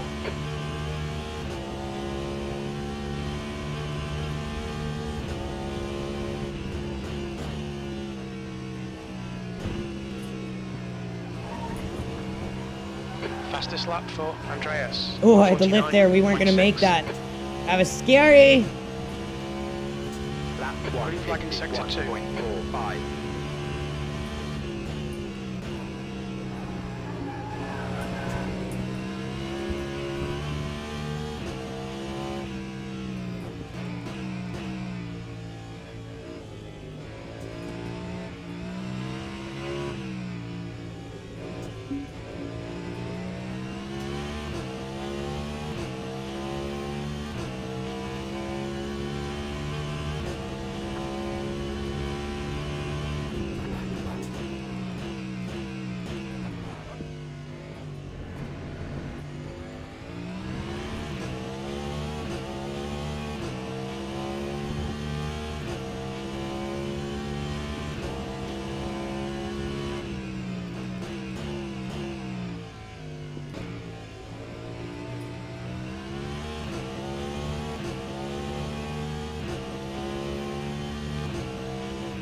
The gap to P3 in front is now 7.3 seconds.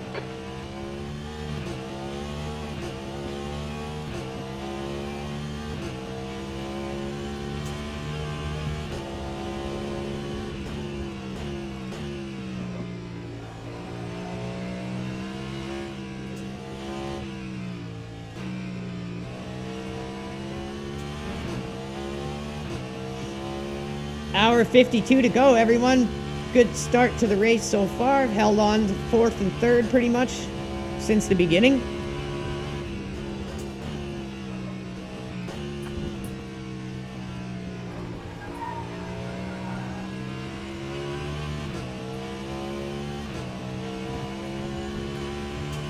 Lap 151.86. 151 has become our new average. Temperature's rising. It's now 29 Celsius.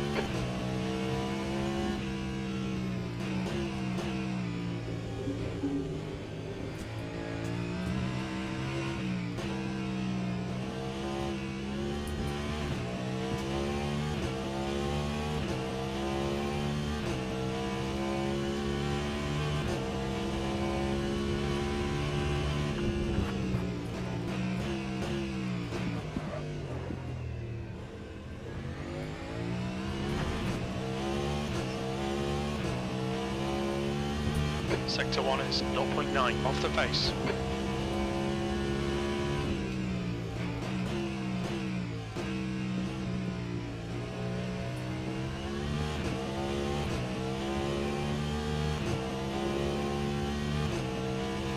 The gap in front is now 8.2. Oh, that curb sent us a little wide. Let's regrain the car. These things are so heavy. That shouldn't be a thing.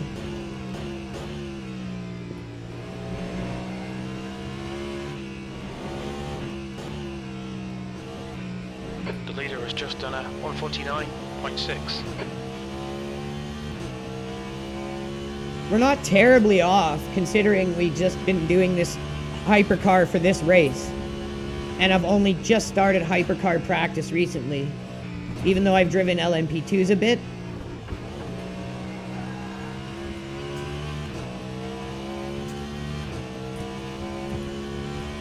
That time was a 152.33.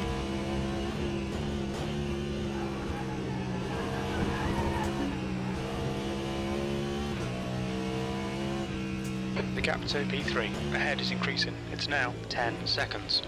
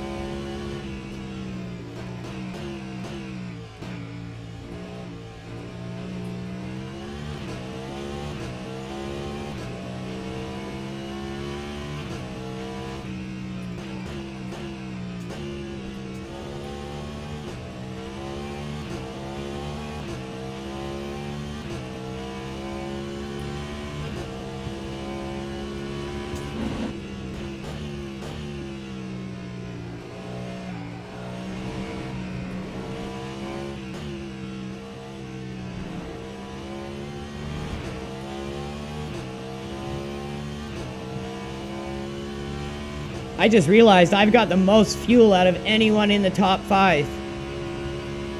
By a decent chunk, too. New fastest lap for Andreas, 149.3.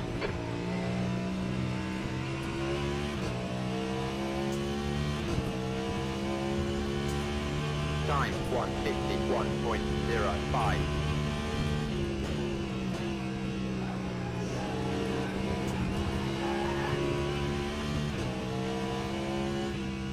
The gap in front is now 12 seconds.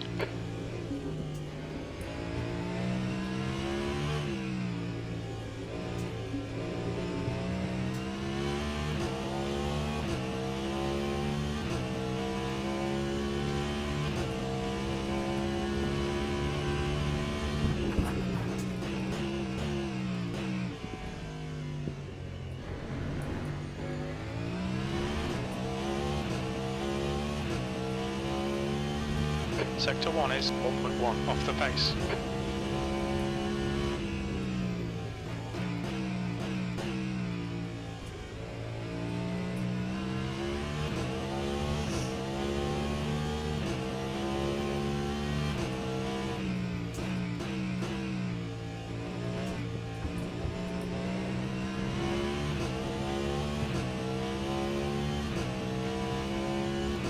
It's going to be interesting, but I think we just pit with the leaders.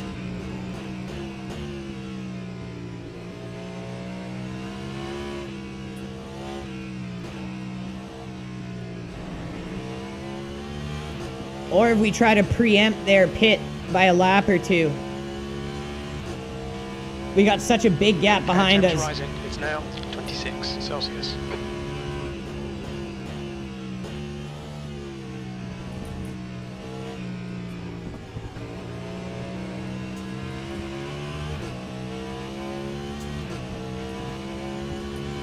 Gap to Andreas. Ahead is increasing. It's now 14 seconds. Sector 1 is 1.1 off the pace. Sector 2 is 0.6 off the pace. Sector 3 is 0.7 off the pace.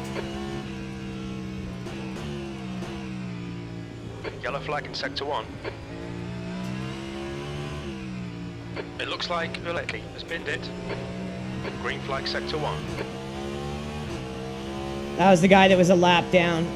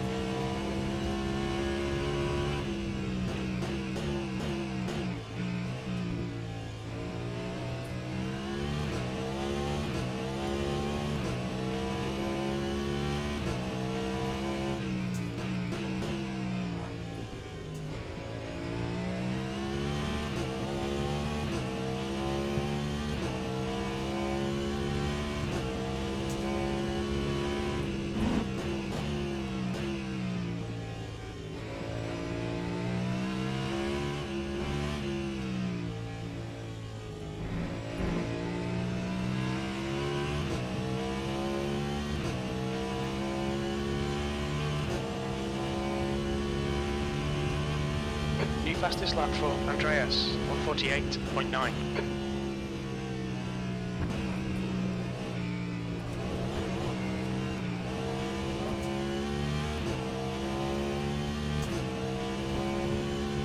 The gap to P3 ahead is increasing. It's now 16 seconds.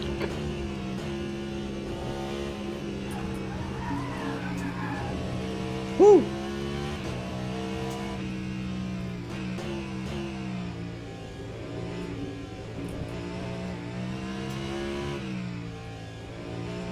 The track temperature is increasing. It's now 32 Celsius.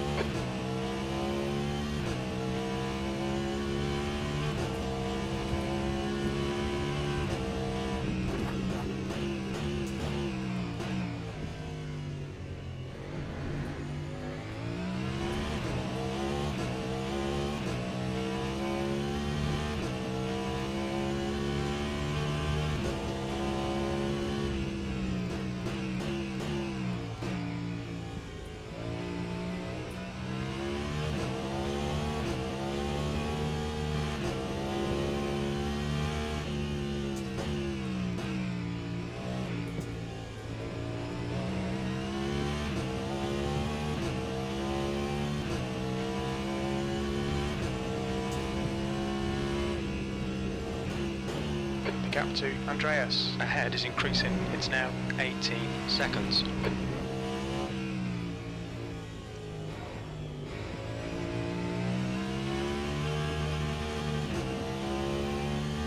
Didn't clean it. What the shit? Fastest lap for Andreas, 148.9.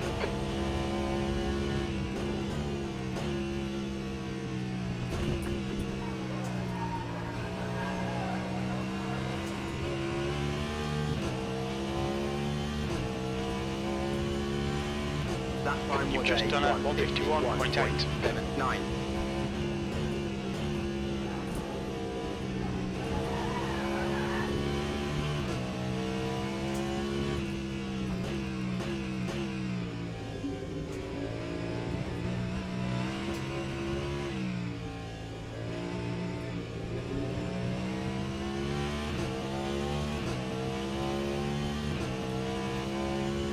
Down and behind is pitting.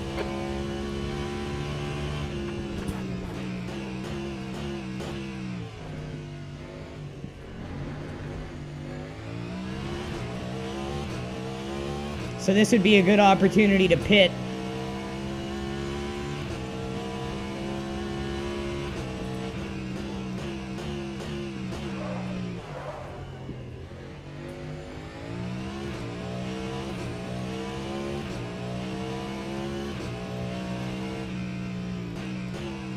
Try to preempt the leader pit. And because the guy behind us has pitted, there's no way he'll pass us. So this is basically freed. And that's why we're going to take it.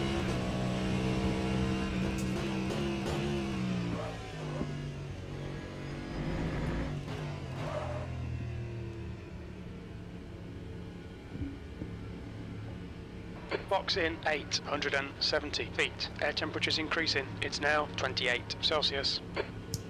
Box in 5, 4, 3, 2, 1. Box now. We're done. All right, Go. good stint. We're trying to preempt the pit of the leaders, get back out quicker, not as much fuel, get some fresh tires on, get them heated up before everyone else.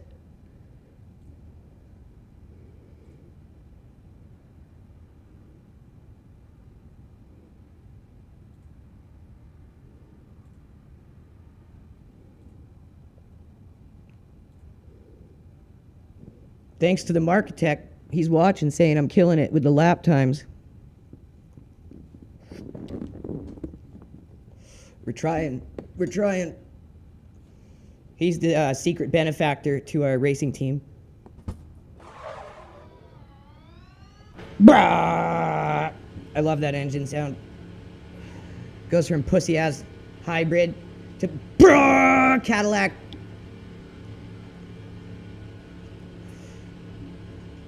See now if we can get our tires up to temp quick.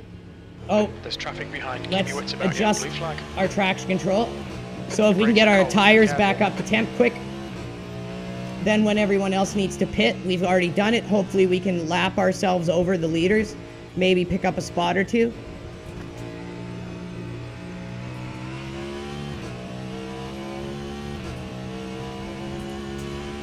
So remember, we're on cold tires. We have to reel it in a bit here.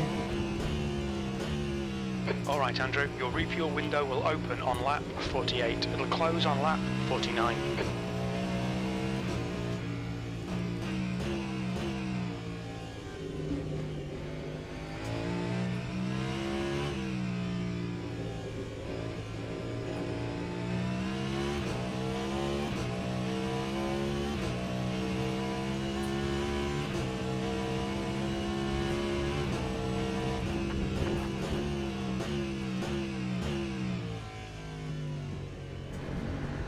We didn't swap new brakes in, which you can do in this game. We just took tires, fuel. The gap to P2 behind is now 4.9, 1 lap ahead.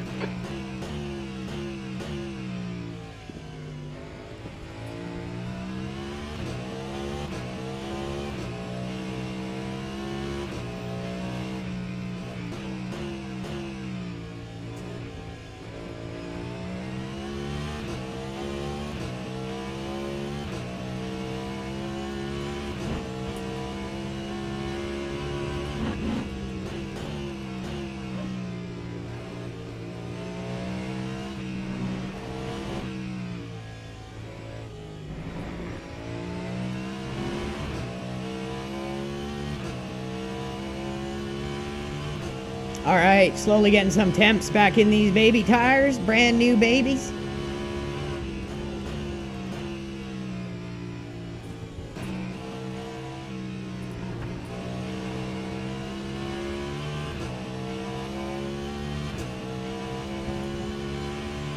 Time 1:53.05.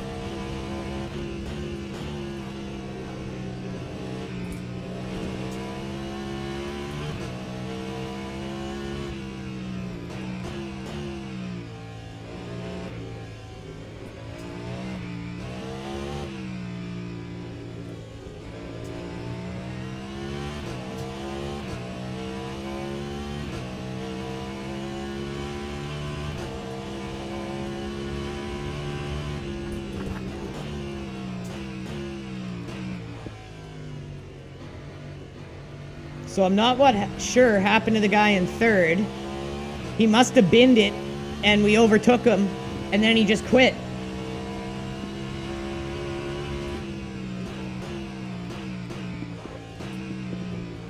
The track temp's increasing. It's now 34 Celsius. Someone else has taken his position for third, and the guy's about 40 seconds back. So we're sitting pretty right now.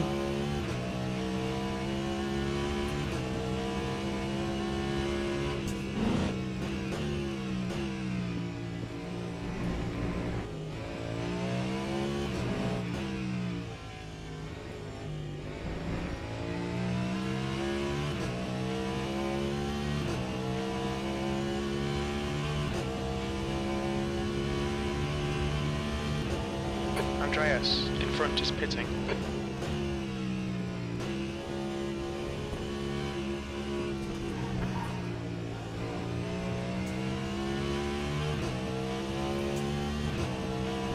This will give us a little bit of time to catch up on the guy in The second. temp's increasing. It's now 30 Celsius.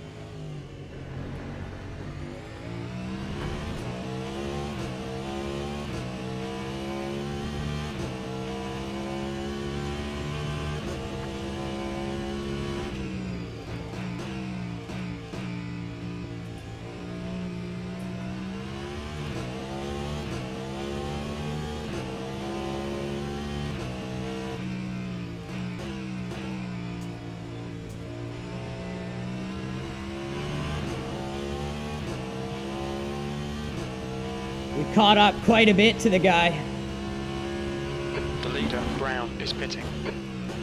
Sector 1 is yellow. It looks like Damon has spun off. Sector 1 is clear.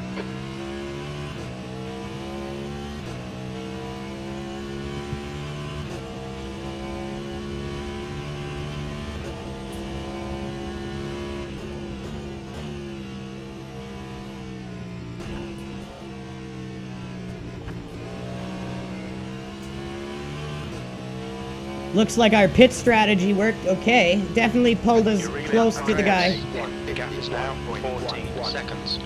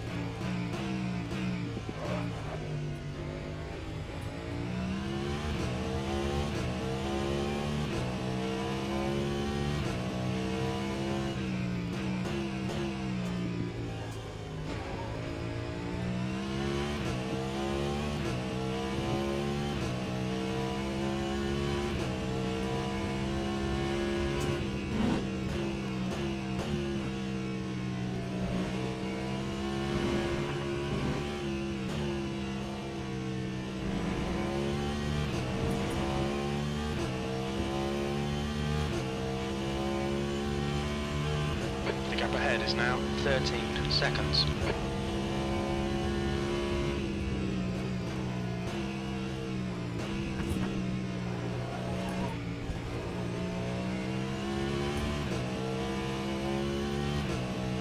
Look at that, that's the best right lap yet, and we're on a full tank. Lap time was 150.8. So we're definitely getting faster and better at the track.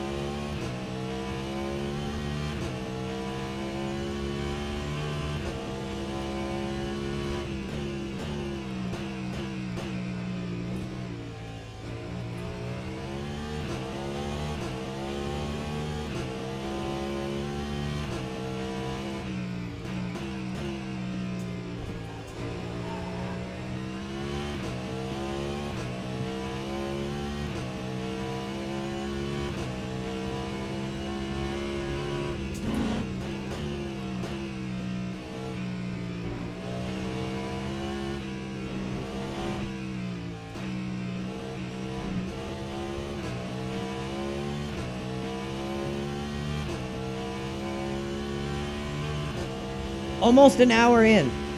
About 6 more minutes and we'll be an hour in.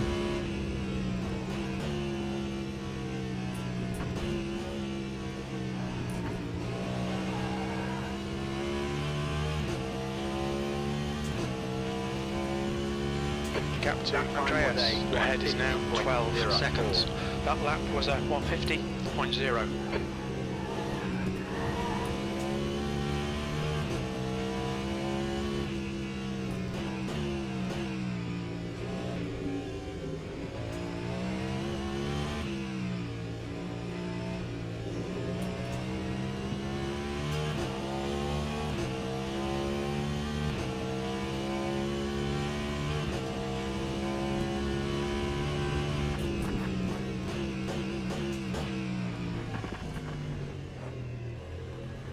Screwed that up by trying to go wide so I can open up the corner more. Went a little too wide and the tires dipped into the sand.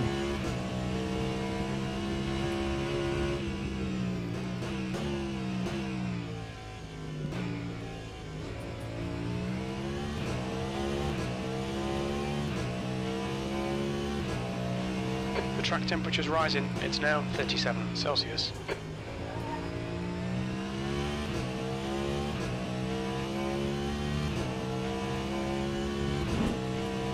P3.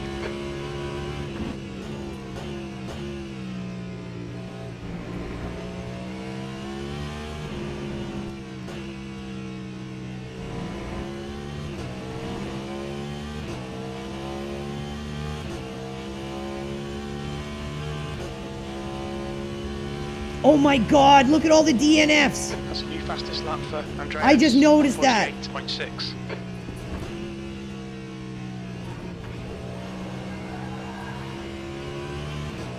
All the way from 13th to 4th. And we're not even halfway through. 1.0. Sector 1 is 1.2 off the pace.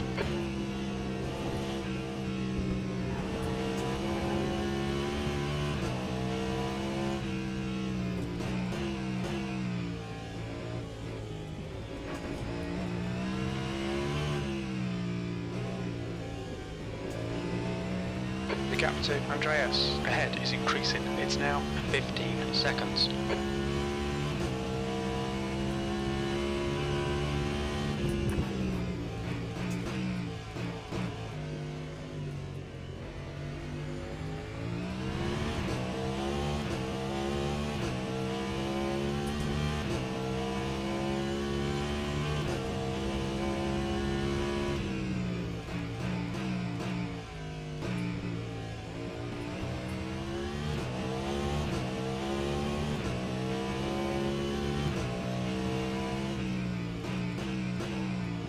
Phil should be around after this, and then we can go right into some EAWRC.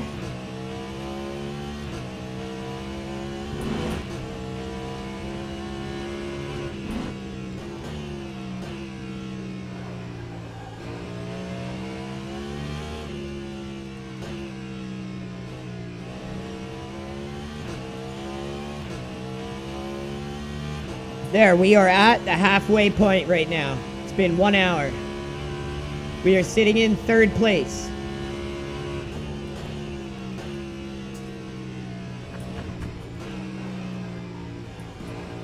Could be bringing back a podium for Team LRG. That lap time was 150.7.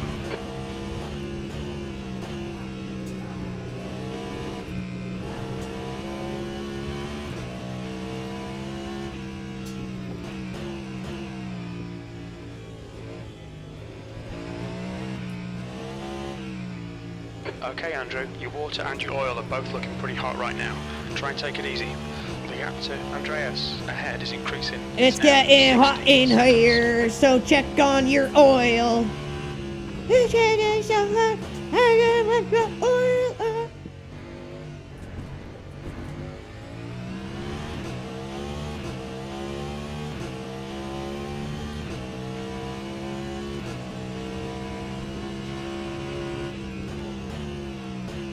Is there like a option for me to be like, do stuff to my liquids, bros? Let's wait till we get on a section we can cycle through here and see if there's any options.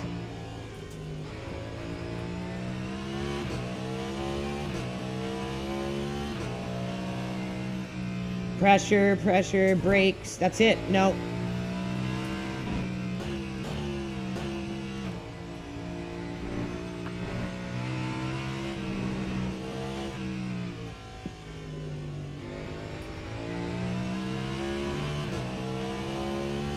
I mean, we could just sissy queef it all the way to the end of the race. Andreas, 148.5. Oh, the guy in 4th is back. Never mind, we gotta actually do things. Must do things. I was like, well, if everyone's DNF, then we can just float through this. But no. That time was a 153.07.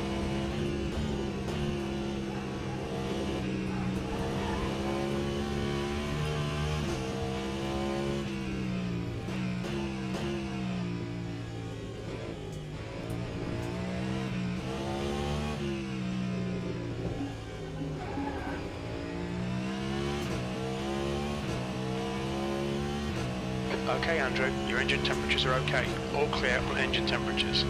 Alright, that's what I want to hear. Don't be scaring me, Jim.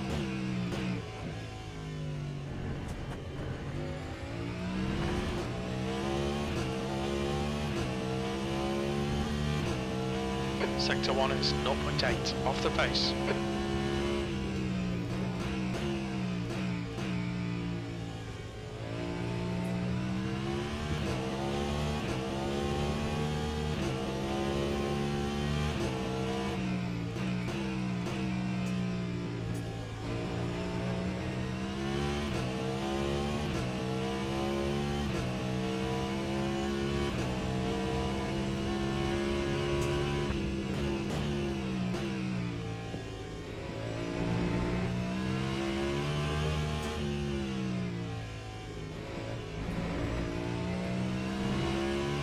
Keep an eye on your oil temperature, it's creeping up.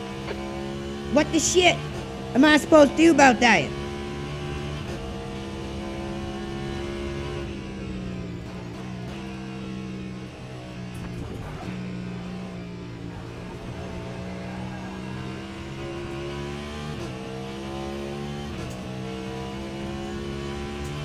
Lap 151.01.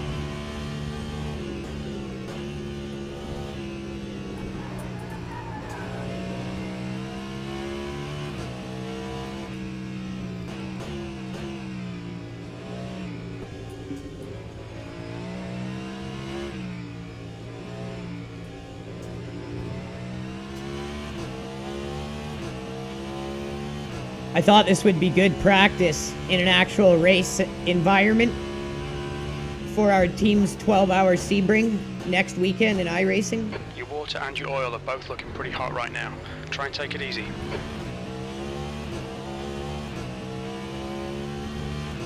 You always want to get your mind right, your body right for long endurance races. I thought this would be a good time to warm up with one of these events. Perfect timing, with it being the week before and on Sebring. And we get almost the full length of our stint that we'd be doing in the race, so really good practice. And we're doing it under more pressure in the hypercar, obviously, than the GT3s we're using next weekend.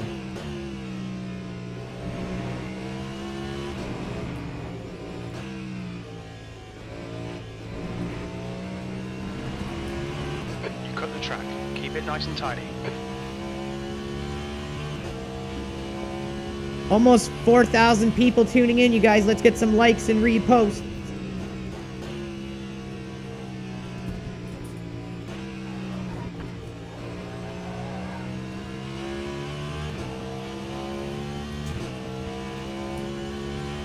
Lap 150.84. Sector 3 is 2/10 off the pace.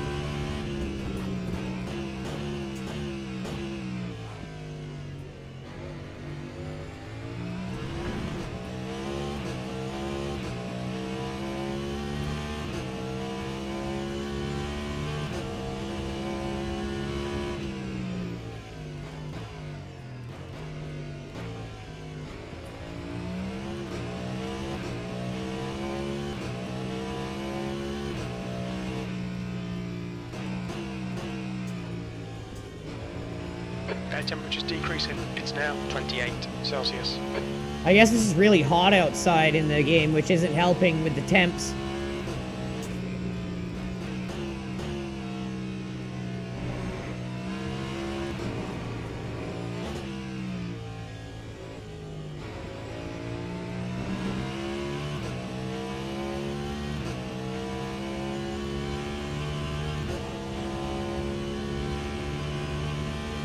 Just got to keep our lap times respectable. The guy behind us is going to have to pit before us. He only has 21% fuel left. Your engine temperatures are okay. All clear on engine temperatures. There we go. Just had to sissy it for a bit. Bodywork damage, but you won't feel it. 150.33. Okay, Andrew. That's good consistency. Keep it up. That's what I thought, Jim. I thought I was doing okay. I thought I was being consistent, too.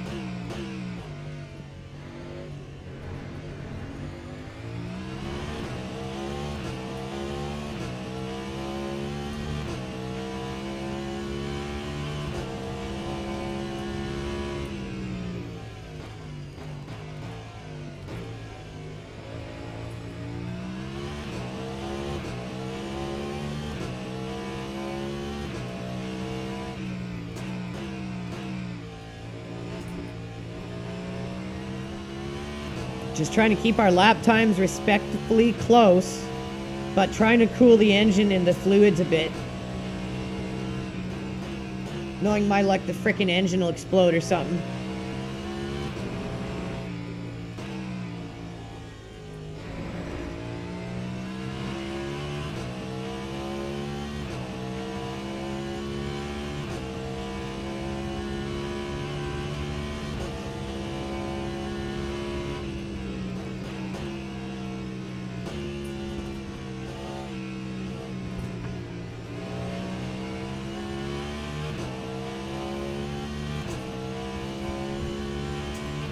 time 150.95.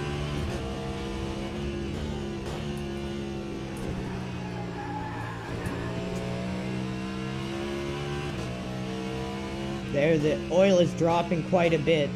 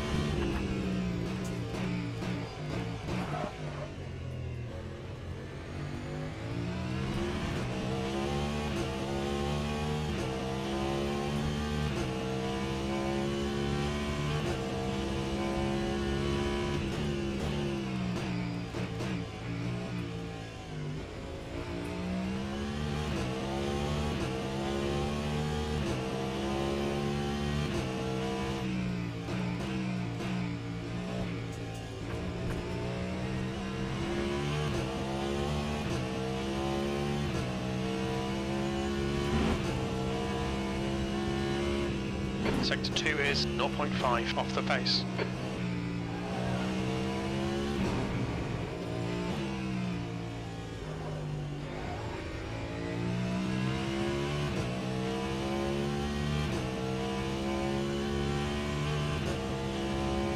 Air temp's falling. It's now 26 Celsius.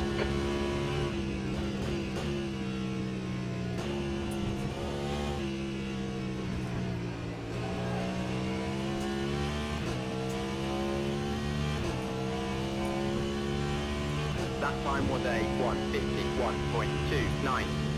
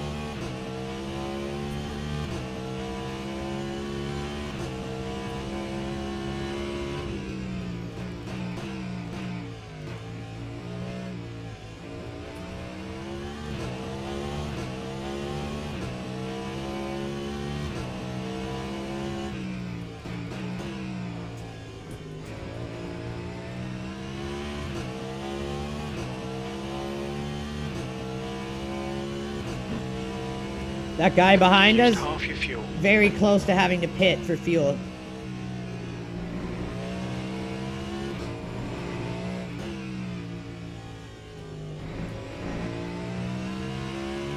We could pit again when he pits. His tires are beat up too, ours are not.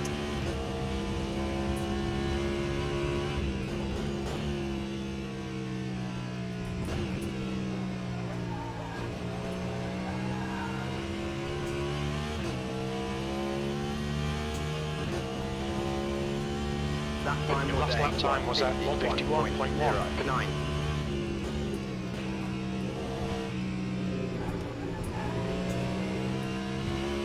Villecky behind is pitting now.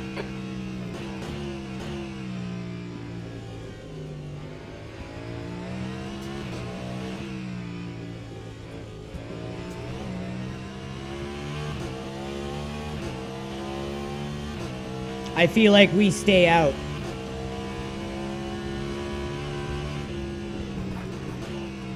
We can use this advantage we have of all the fuel we have left, our fresh tires. He's gonna need to change tires, fuel up, so we can put a bit of a gap between us and him.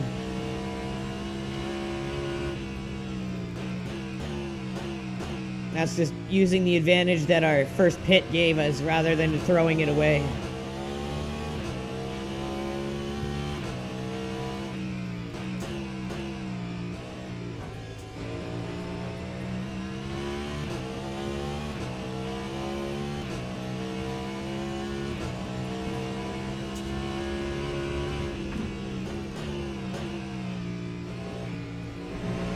Right, Andrew, we're halfway home. This is terrific. Exactly what we came here for.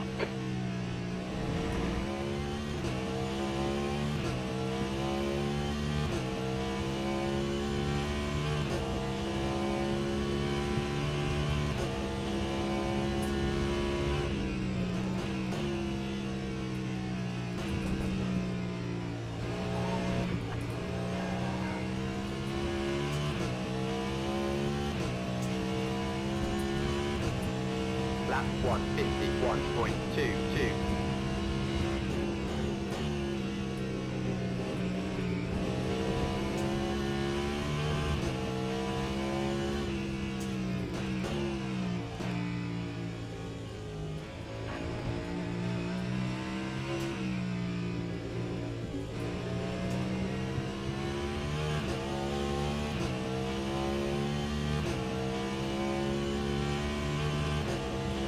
Air temperature's falling. It's now 24 Celsius. Brake way too early there.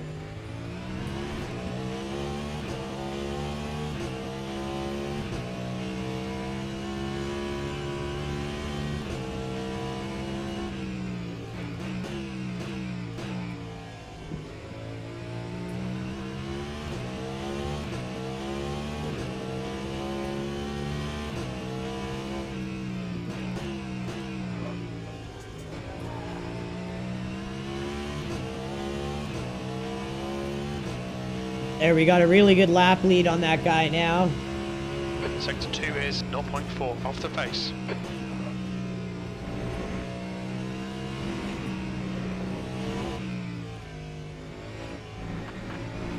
Which should help us hold third now.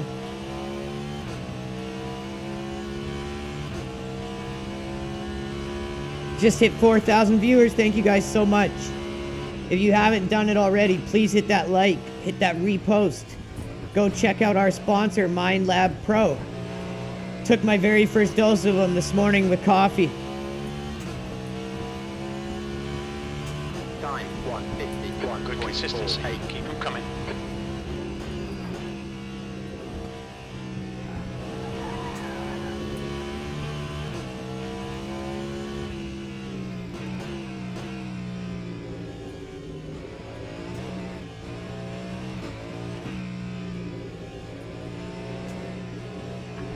Oh, a little too wide there.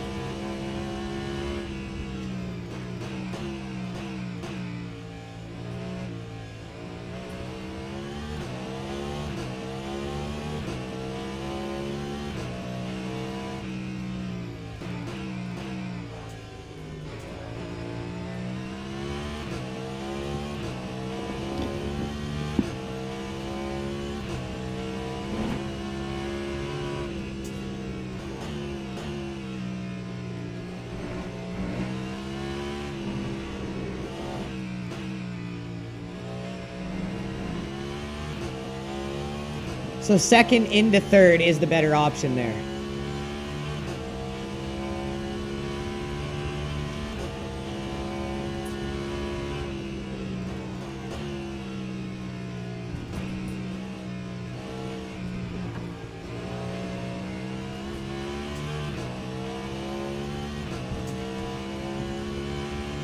Time We're halfway home. We think about 10 laps remaining on this tank.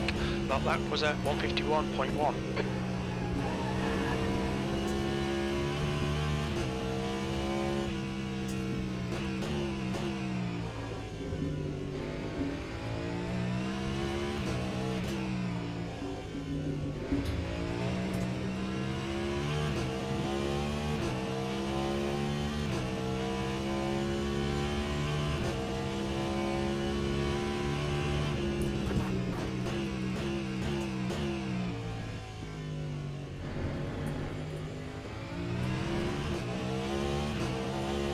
Yellow flag in sector 3. Oh, Sector 3 is now clear. We think that Zwilicki has binned it. It's the guy behind us.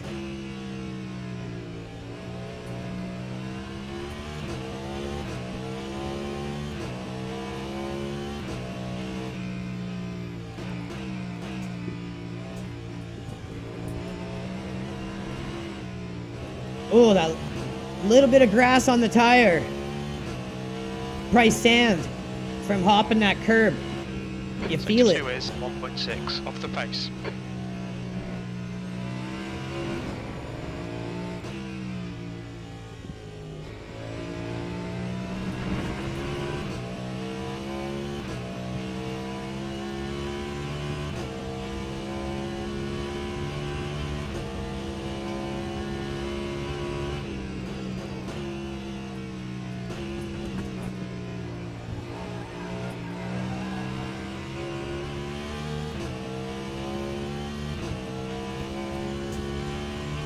Lap 152.28.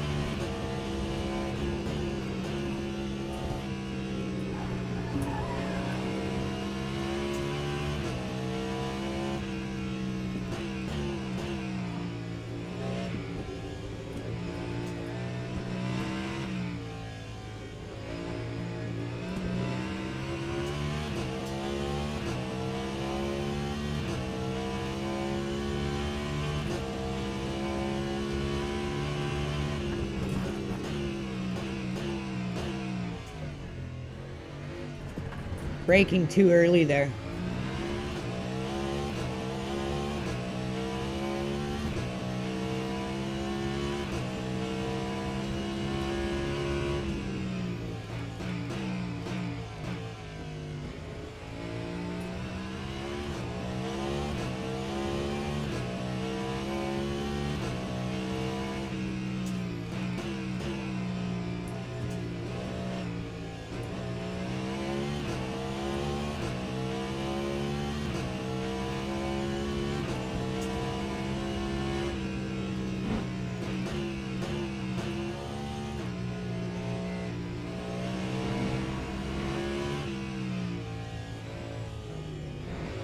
It's one thing I noticed myself doing more in Le Mans than any other sim is double shifting or shifting into neutral.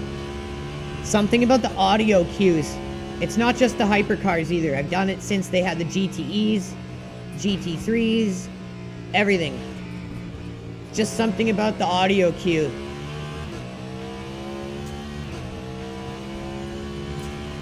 Lap 151.98.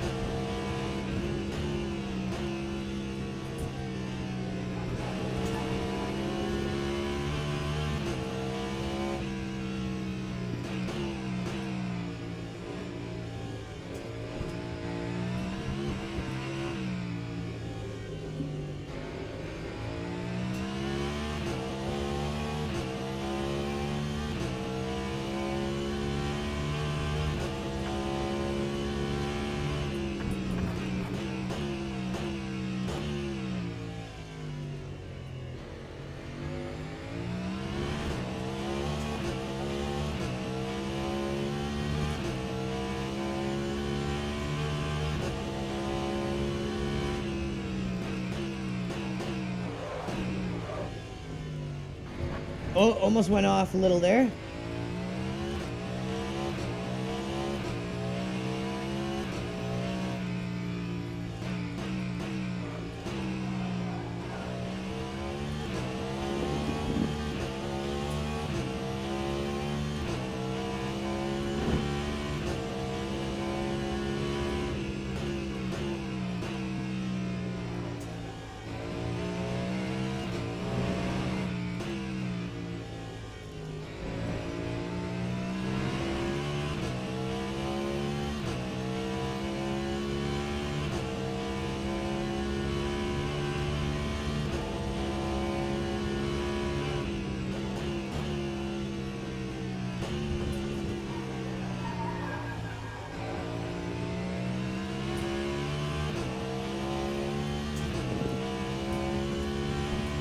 That time was a 153.15.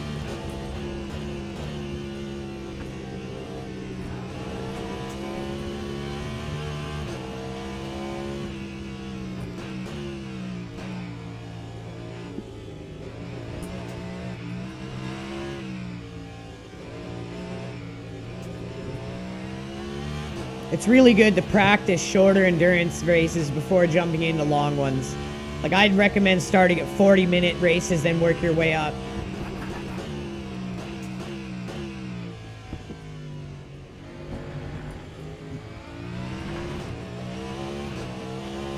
It's always good to keep practicing them. Don't just do them only in the special events. Say in iRacing or something. That's why this game is good, because you always have structured endurance races ready to go. Just, there's hardly anyone doing them. This one, we got a good little group together. Unfortunately, we got a really crappy split.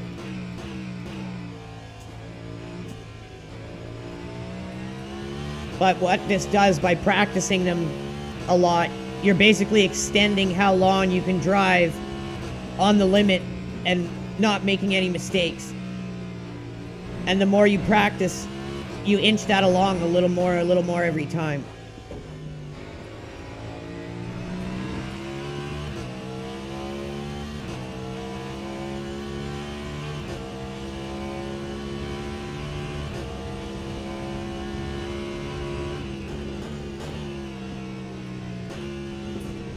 The track temperature is falling. It's now 35 Celsius.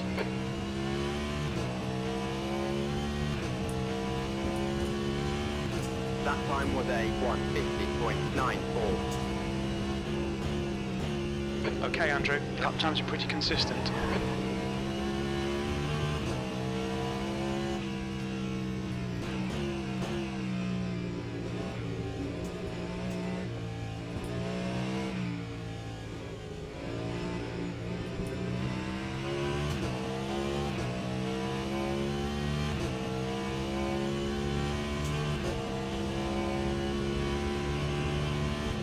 I would definitely like to see how much, like, some actual really good pedals would make me. Because I'm already pretty consistent, even with just standard Logitech Pro, or Logitech G923 pedals, sorry. Which everyone says is very hard to be fast and consistent with them, just because they're not, like, load cell. Temp's falling. It's They're now not pressure-based, 22 they're, like, Celsius. distance-based.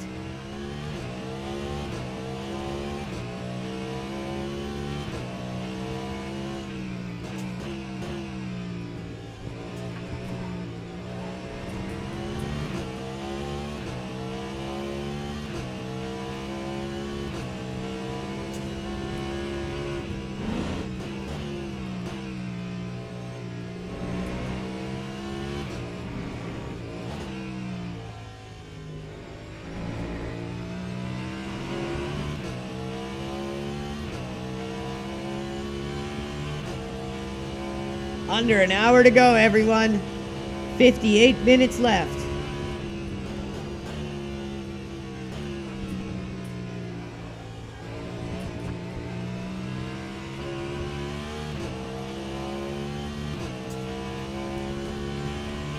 Lap 150.54.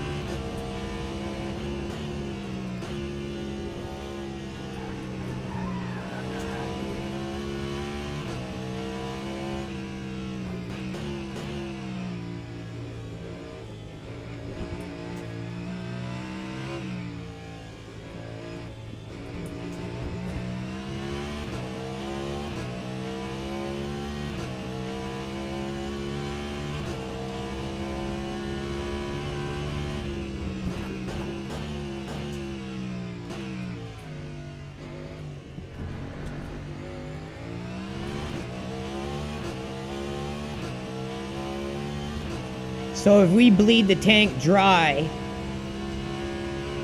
we might be able to time it where we can have one more pit, and that's it.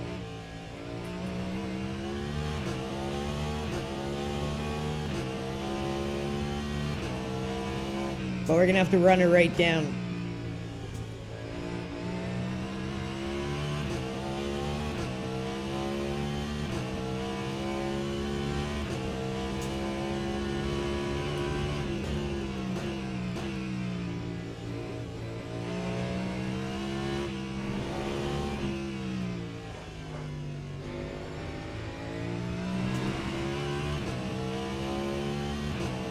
What's up, Sam6? How's it going, brother?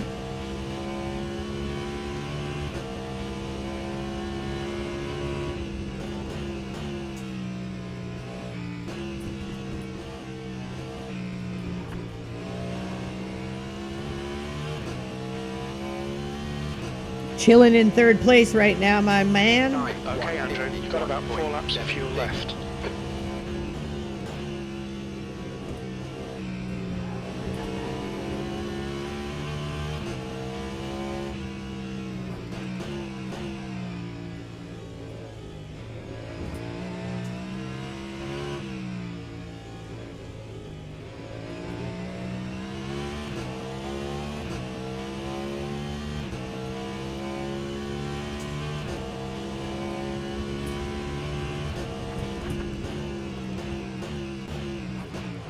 Oh, overshot that one a little bit. Went too deep.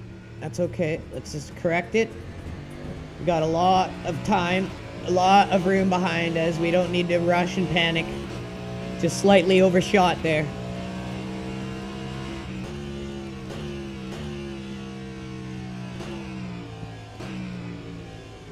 Brakes still feel normal. That was just on me.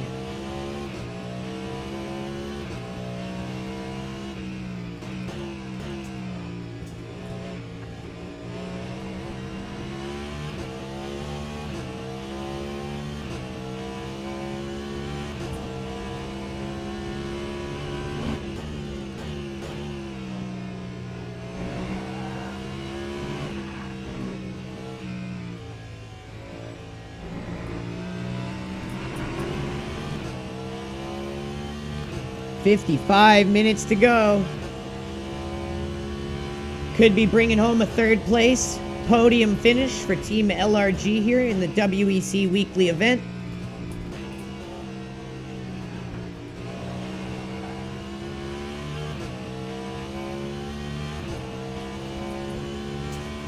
That time was We estimate 3 laps of fuel left. 1.13.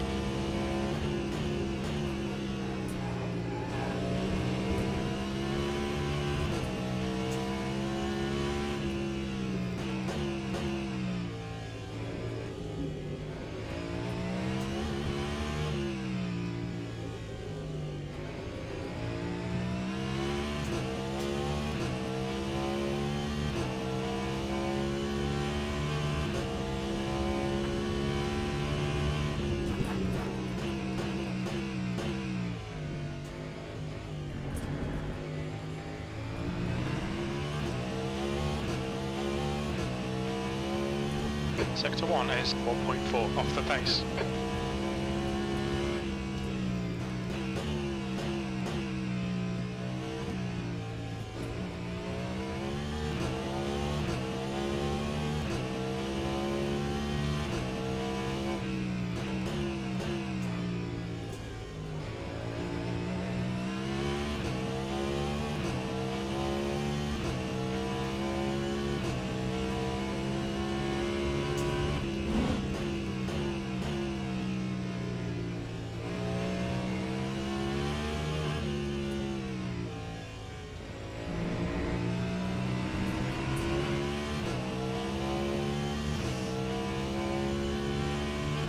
I think next lap we pit.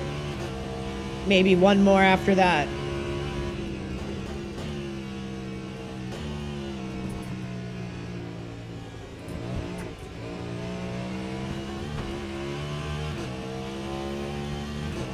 And it should line us up so that we don't have to pit again. 2 laps of fuel remaining. That last lap was at 151.5.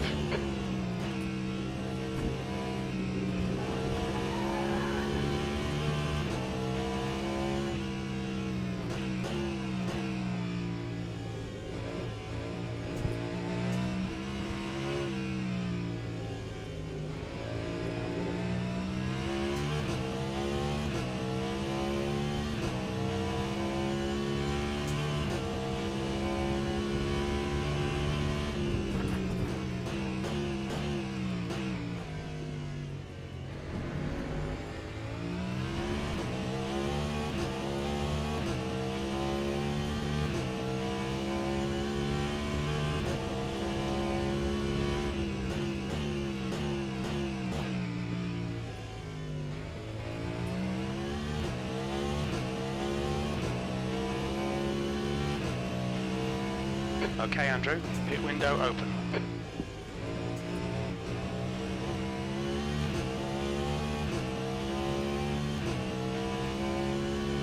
Should be out into clear air. When we exit the pits, we'll be in P3.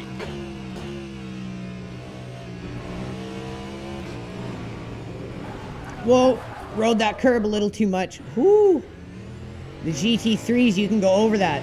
Not in this thing, it beached. Holy cow, that was scary. Don't want to be doing that with 51 minutes to go.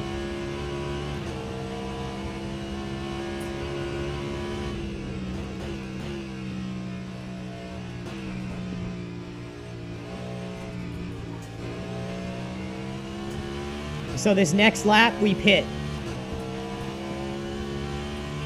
Lap I think you'll be out of fuel on the next lap. Okay, pit stop requested. I'm coming, bros. The track temperature's decreasing. It's now 32 Celsius.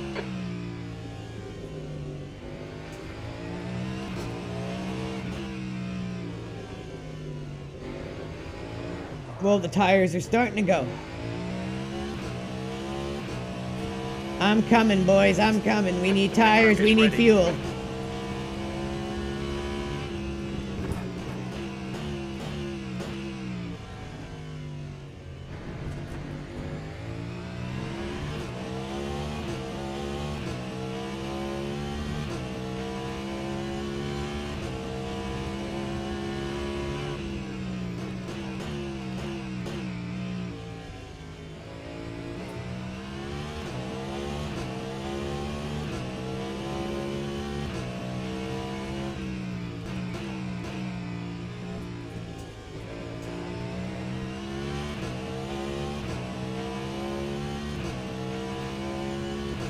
Coming to the pits at the end of this lap. Box this lap. Okay, Andrew, you should be coming out into clear air. We should come out into position 3. I'm here, boys. Give me fuel. Give me sweet, sweet Box fuel. in 880 feet. Give me tires. Give me sweet, sweet tires. Box in 5, 4, 3, 2, 1. Box now. Go, go, go. Hoo-wee! Having a good race so far. Real cracker dilly.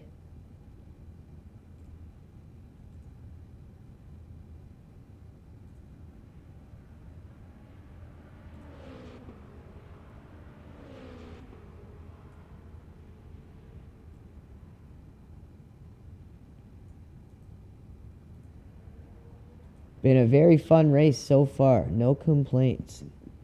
Just wish we had a proper grid, that's all. I don't like how we get cheaped out.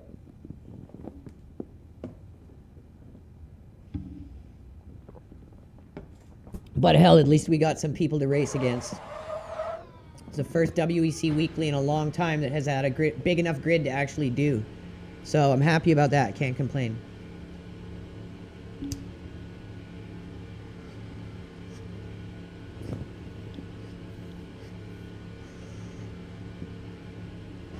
Exit looks clear. I think we're going to be good now until the end of the race.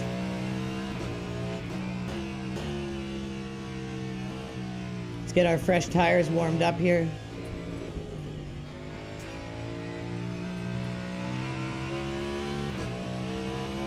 Air temperature's decreasing. It's now 20 Lap Celsius. 3, 13.72.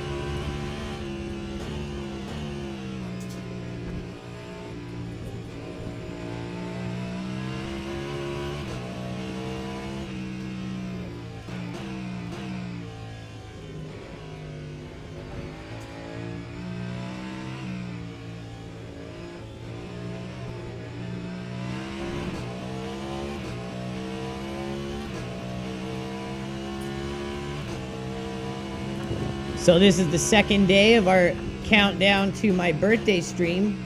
We're going to be doing a stream every day until my birthday on March 22nd. I am trying to fundraise through donations for my own computer. And then I don't have to use my dad's computer anymore that I got him for Christmas a few years ago.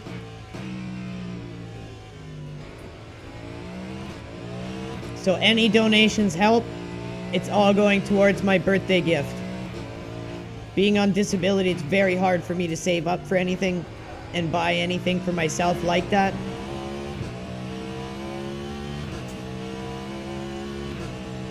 So we're going to be doing a stream every day until my birthday and seeing if we can raise any funds through donations to help purchase a new gaming / content computer for myself.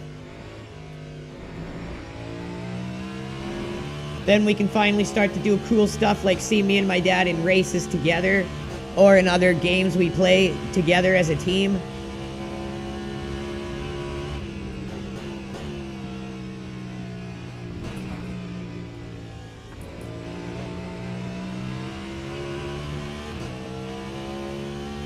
The link is in chat if you would like to donate. That time was a 154.25. And if you're on YouTube, the link is in the comments. Or sorry, the link is in the description. My bad.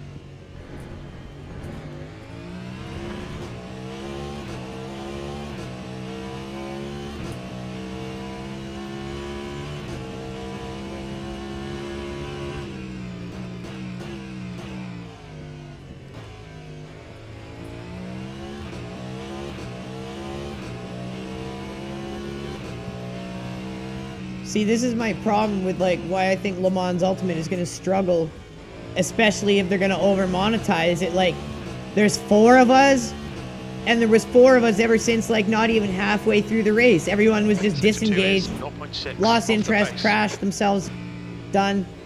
It's like, okay.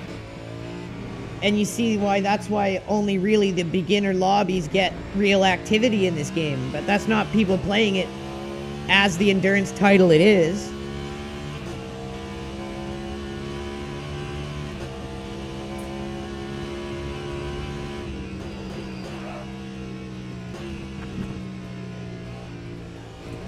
And the reason why I bring that up is because I want to see them find a solution to it. I want to see the game succeed.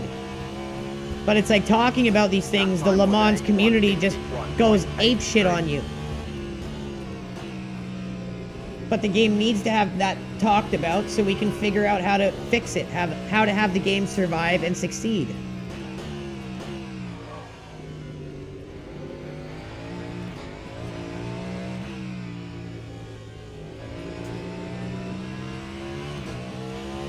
Let me know what you think in the comments or in the chat. The leader, Brown, is pitting.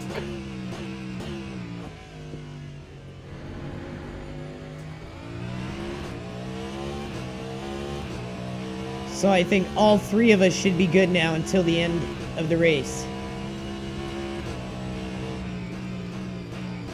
The track temperature is decreasing. It's now 30 Celsius.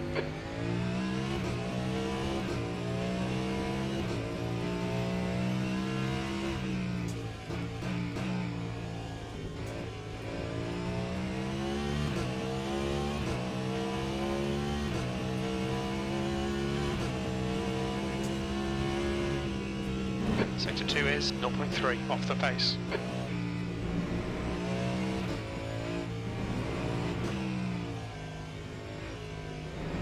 If you guys want to support us, go to our Twitch. Make sure to follow our Twitch. We're going to be live there next weekend with our 12-hour Sebring event, team event. So go over to our Twitch and follow it. It's in chat.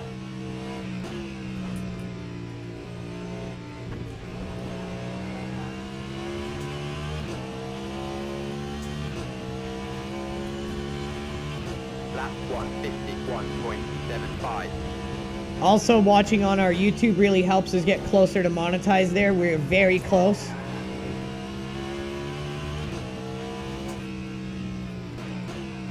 Being on disability, I'm doing my absolute best to turn this into some form of residual income for myself.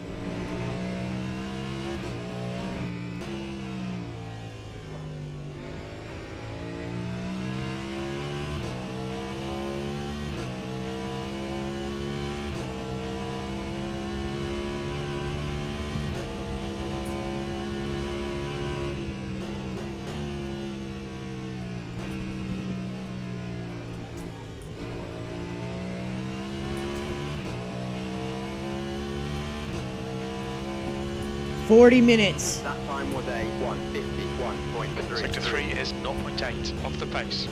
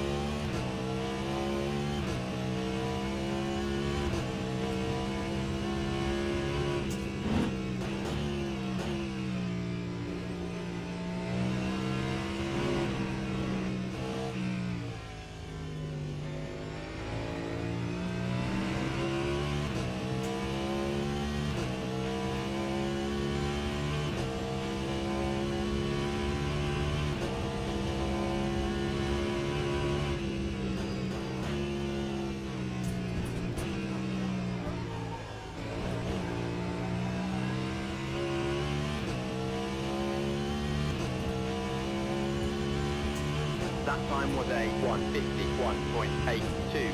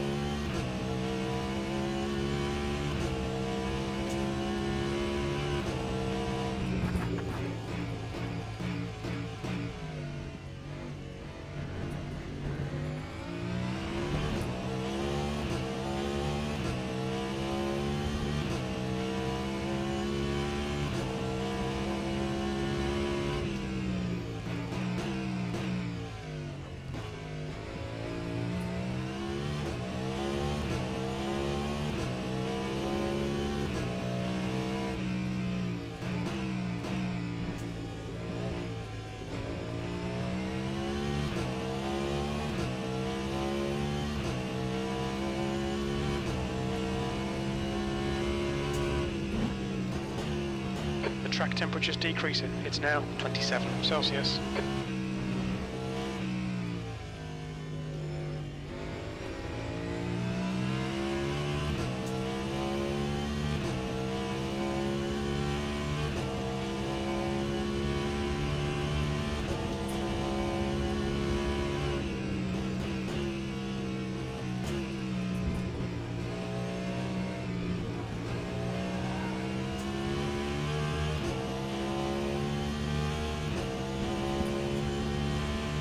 Yellow flag in sector 2. 1:51.96.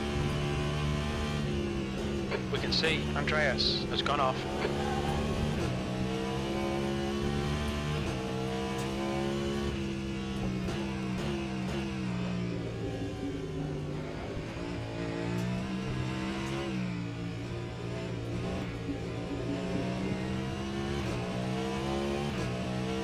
It's allowed us to catch up to him a bit. Wonder how bad it was.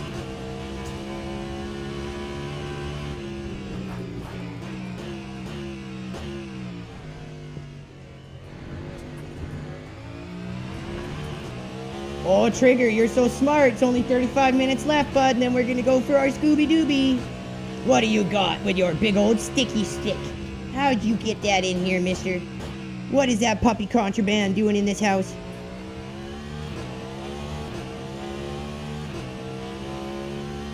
My crew chief Trigger's watching me now. I'm under pressure.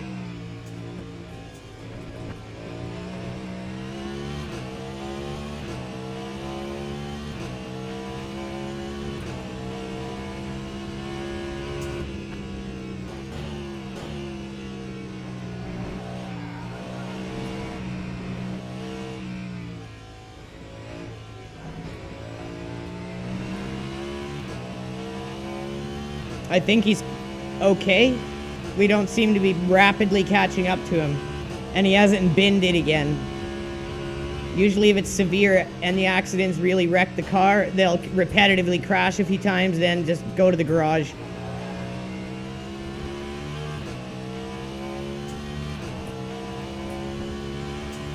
Lap 151.72.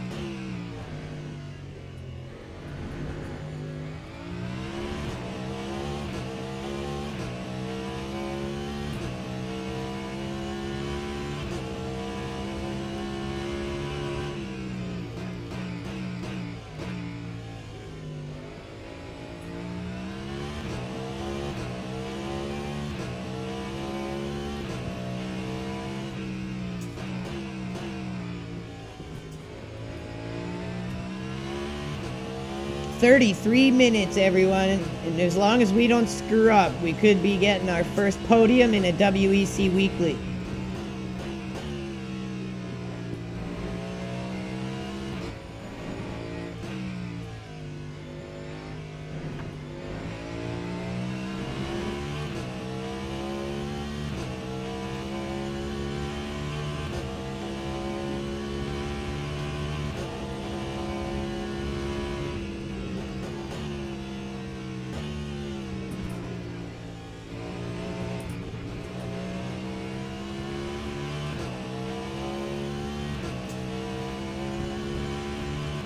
That time was Sector a 1 is 1.3 seconds off the 151.48. pace. Sector 2 is 0.5 off the pace. You're a second down in Sector 3.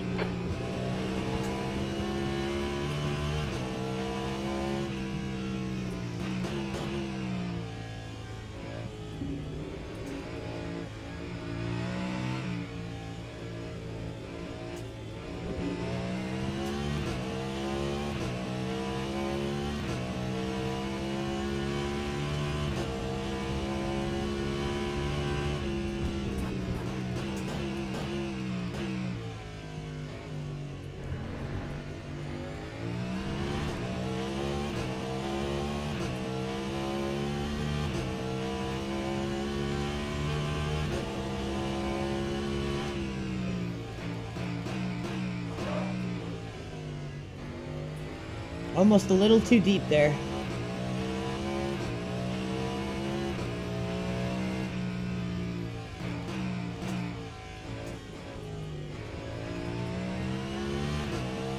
Need to get my braking zones figured out better for this. For the GT3s, I'm pretty much good. Just need more practice in the hypercars and LMP2s on this track in terms of braking zones. Apex timing, all that. Just little things to clean up. The track temperature is decreasing. It's now 25 Celsius.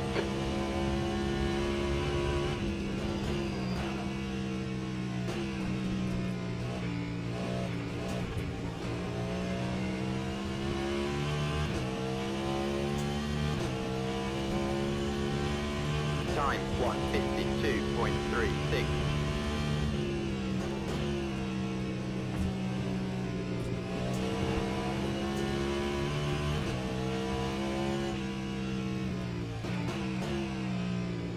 Green flag in Sector 2.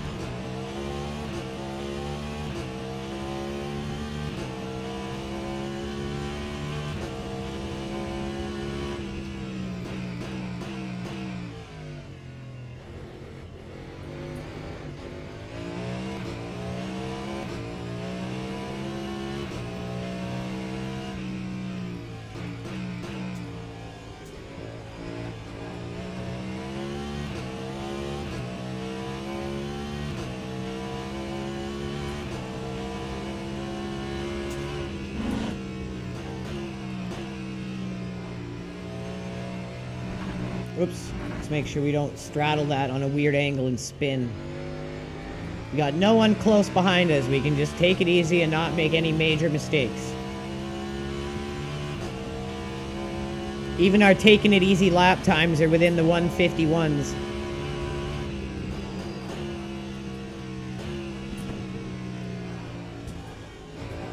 When you're in this kind of situation, you just need to think, like, I need to finish the race, clean, get my podium, go back to the drawing board and get quicker there. You don't want to try to force yourself to be faster in the moment near the end of a race like this. You just lock in, be consistent, and finish strong. Then in practice, I'll go back and start trying to get myself faster and quicker.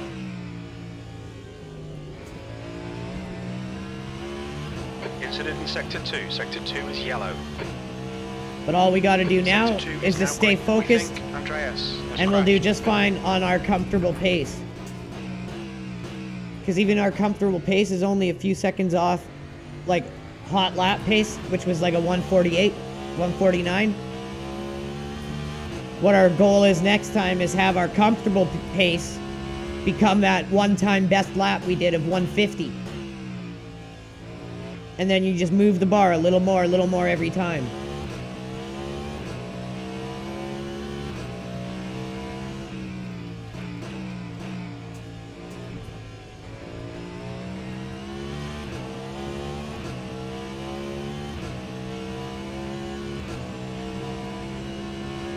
Sector 2 is 0.8 off the pace.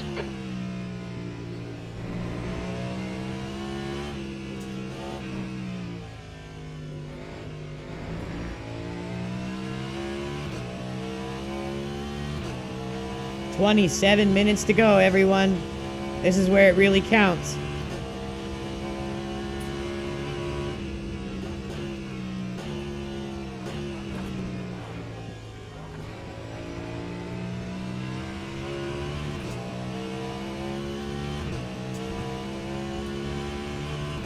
Time 152.30.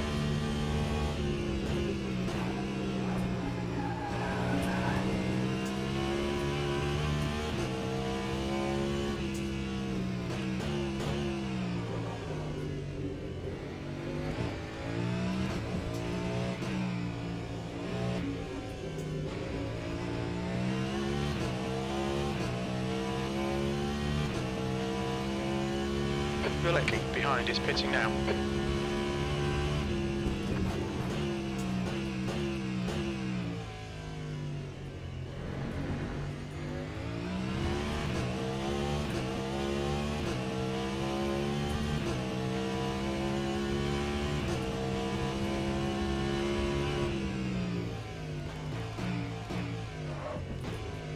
My special trigger guy.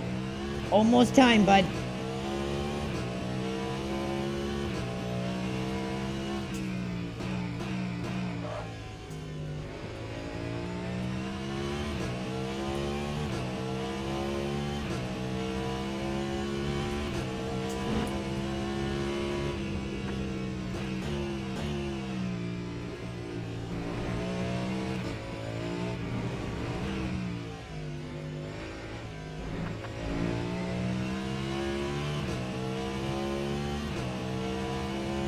That's sunset.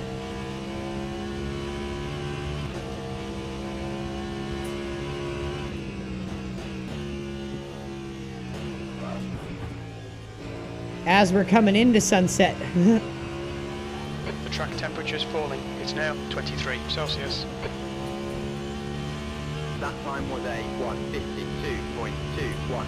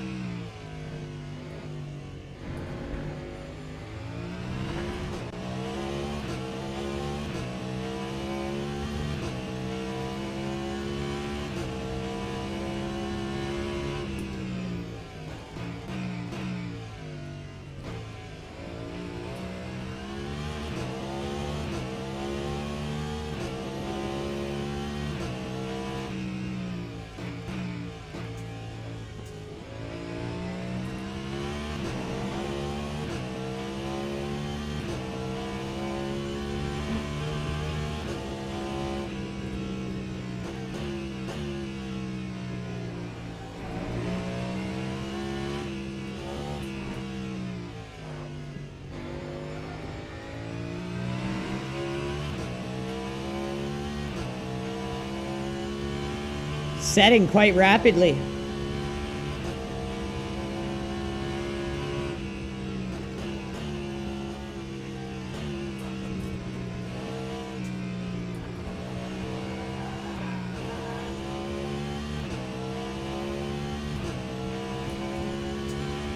Lap 151.66.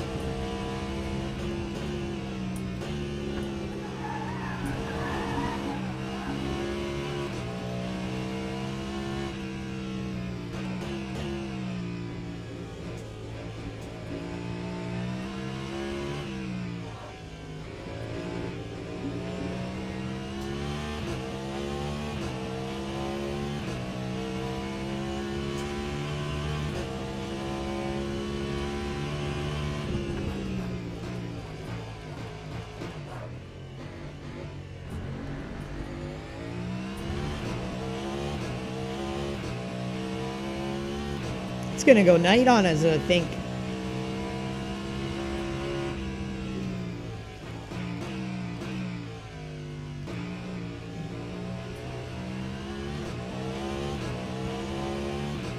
Judging off the time acceleration.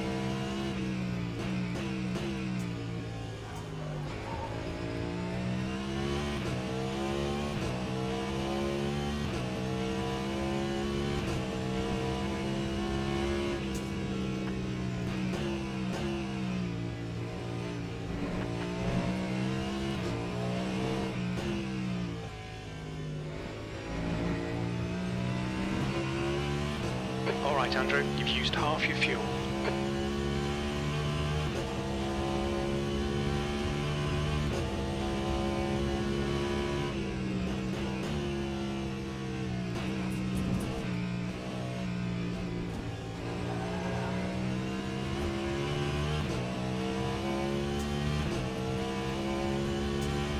That time was a 151.52.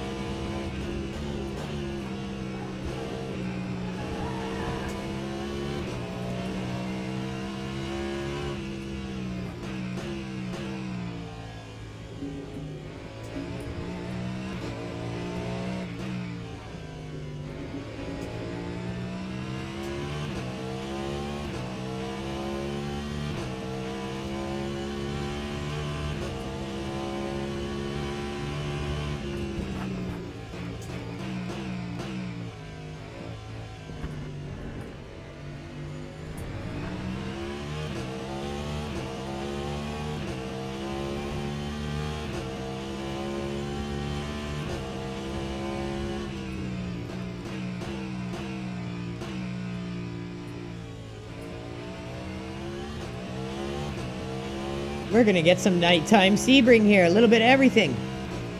Let's hope the rain don't come.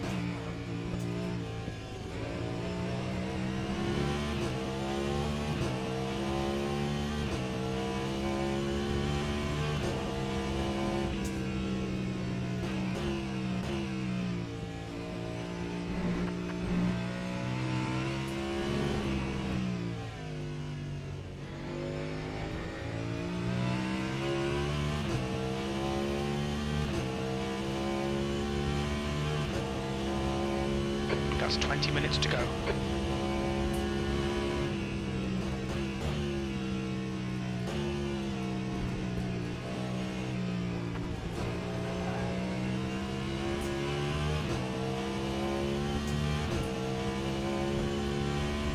Lap 152.67. Sector 3 is 1.6 seconds off the pace. The track temperature's decreasing. It's now 21 Celsius.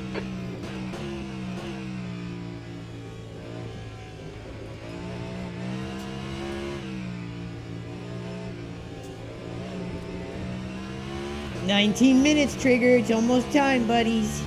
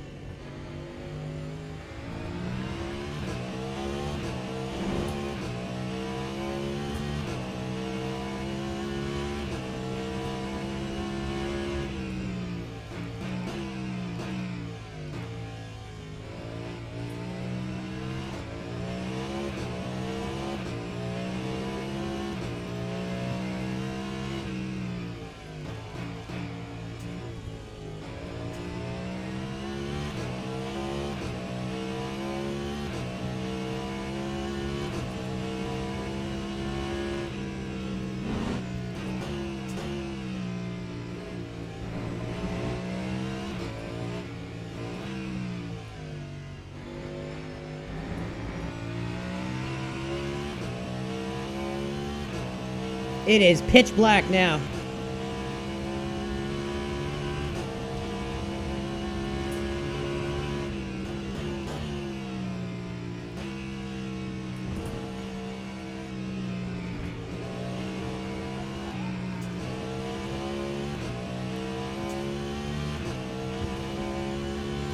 Lap 153.32. And track looks different at night. Directly behind is pitting. Why would he pit again?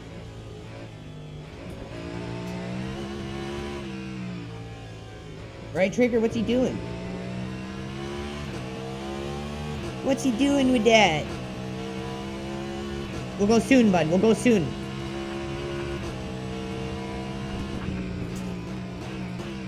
He's like, I'll make you crash, so we go now.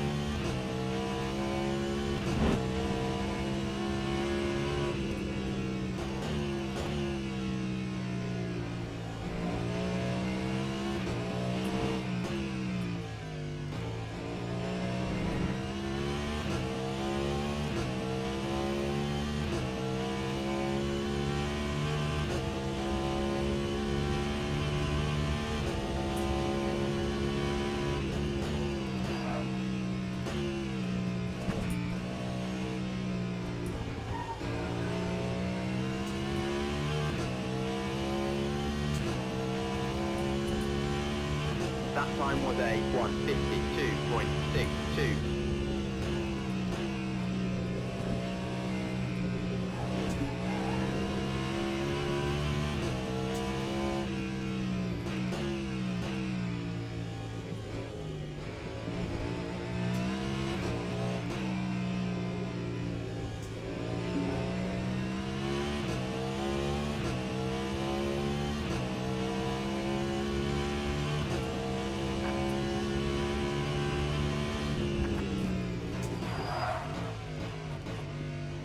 Don't want to lock up, baby, lock up.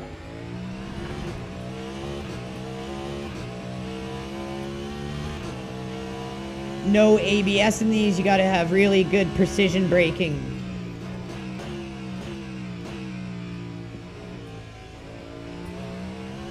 Nice one, Andrew. This is great. Come on, keep nailing those exits. 15 minutes left.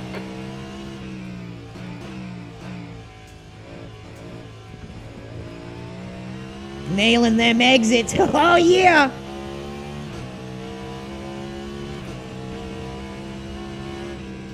That's what the kids are calling it these days.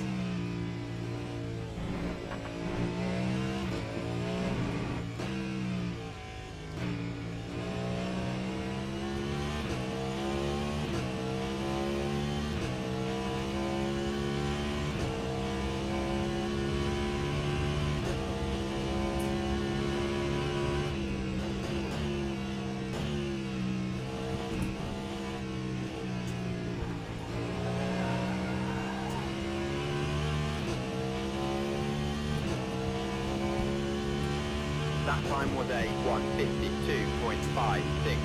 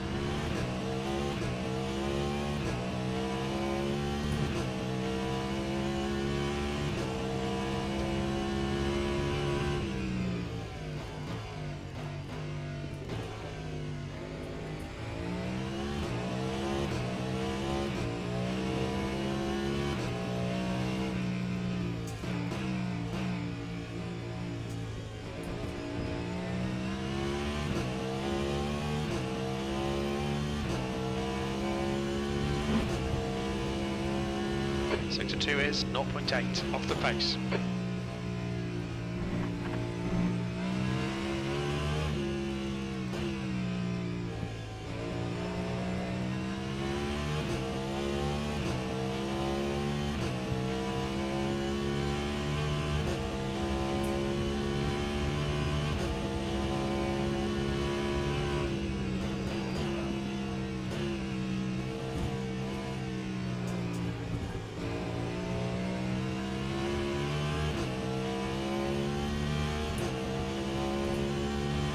That time was a 1:53.12.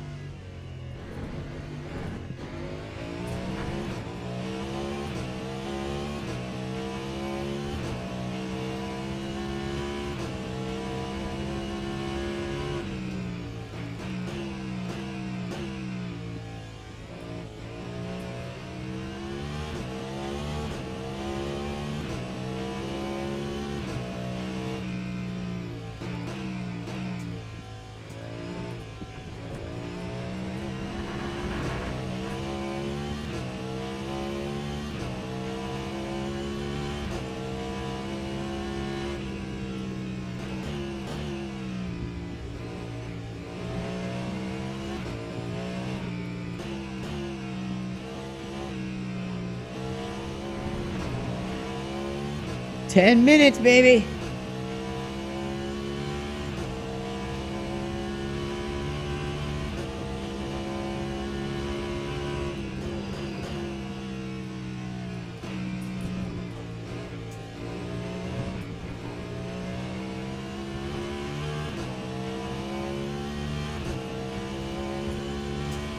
Lap 1:53.13.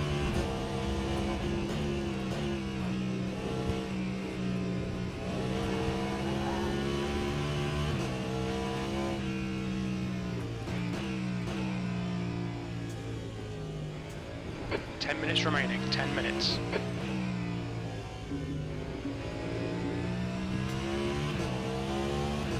The track temperature's decreasing. It's now 19 Celsius.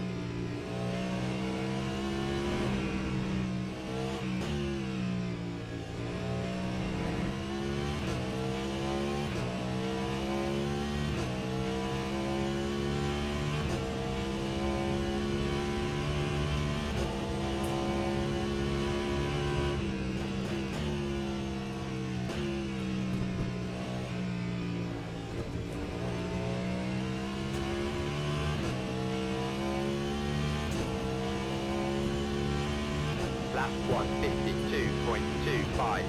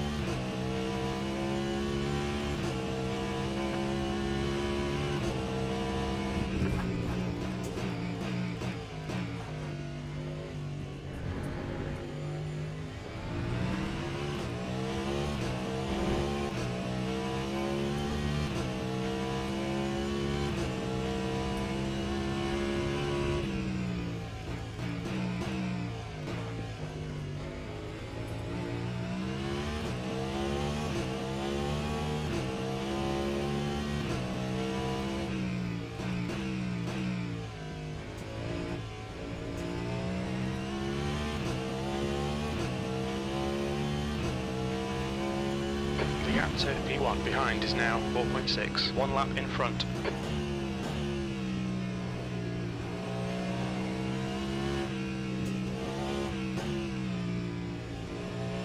Incident in Sector 1. Sector 1 is yellow. We think that Andreas has gone off. Green flag, Sector 1.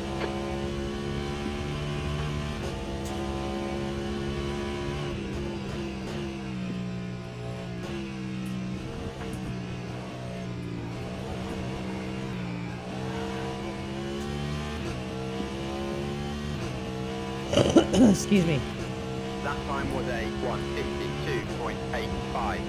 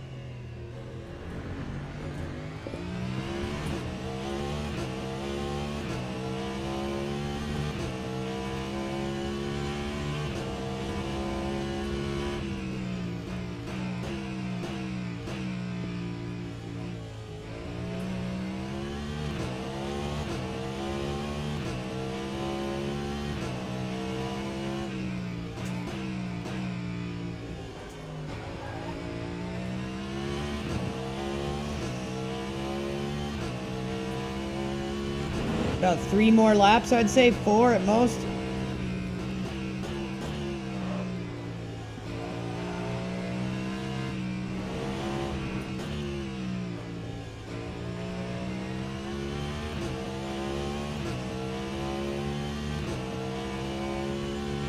With 5 minutes to go, you're looking good for a podium.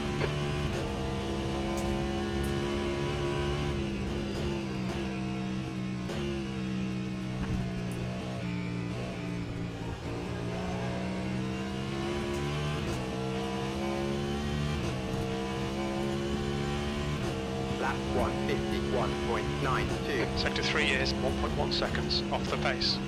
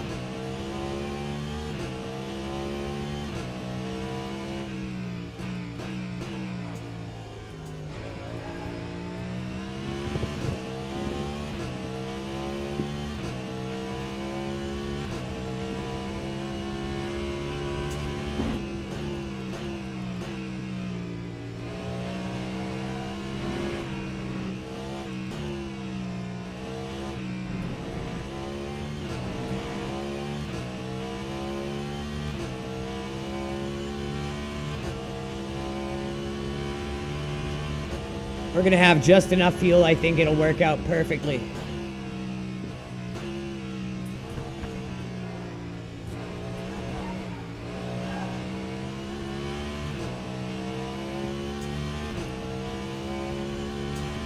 That time was Sector 1 is a 1.2 seconds off the pace. 1:51.34.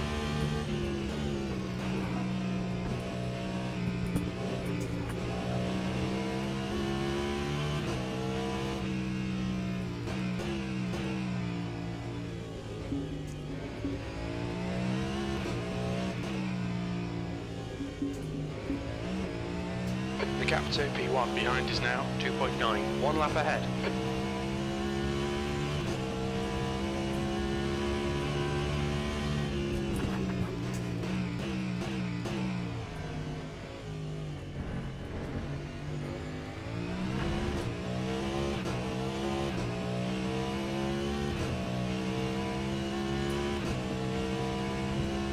Just 2 minutes left, 2 minutes to go.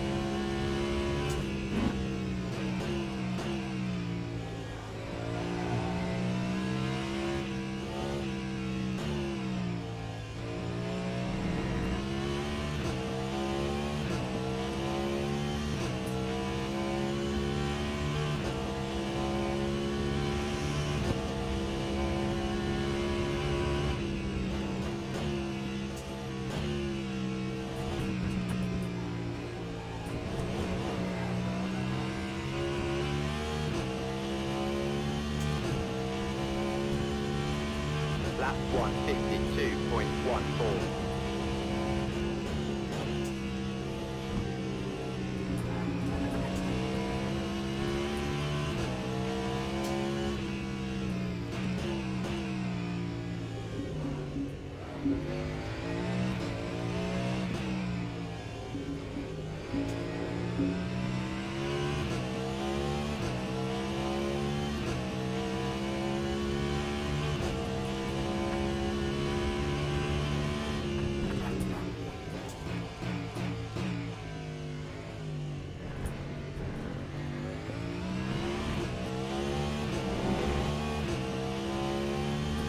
Sector 1 is 1.4 seconds off the pace.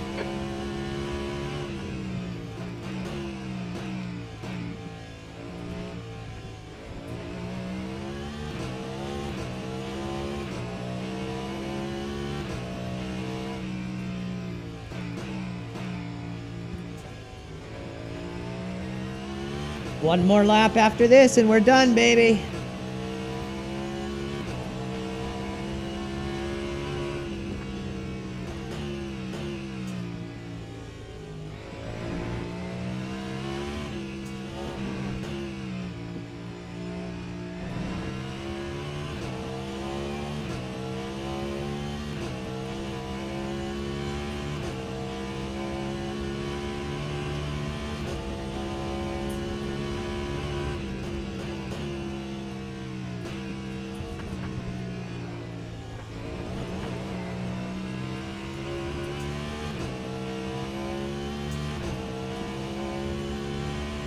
Time Okay, Andrew, one more to go. Keep it together, we'll be on the podium.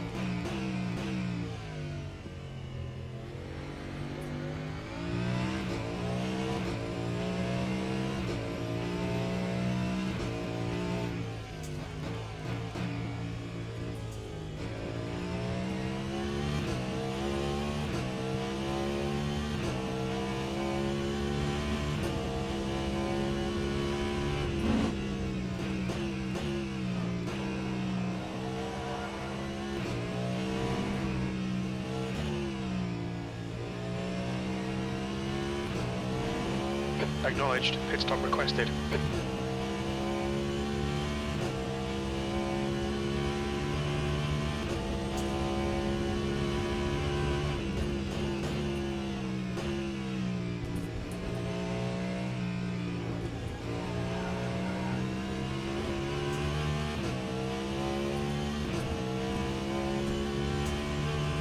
And we did it.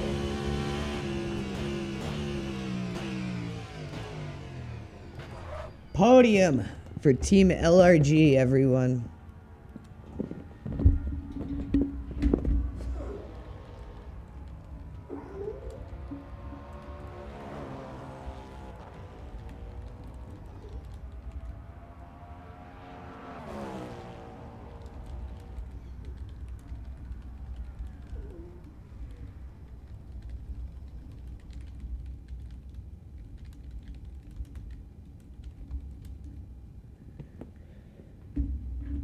All right, everyone. What a race. We managed to pull a third place. A lot of DNFs. Absolutely ridiculous. Like 4 out of 13 people finished the race. And those DNFs were not like near the end. Those were like early on. Like just crazy. So let's watch it, just the start.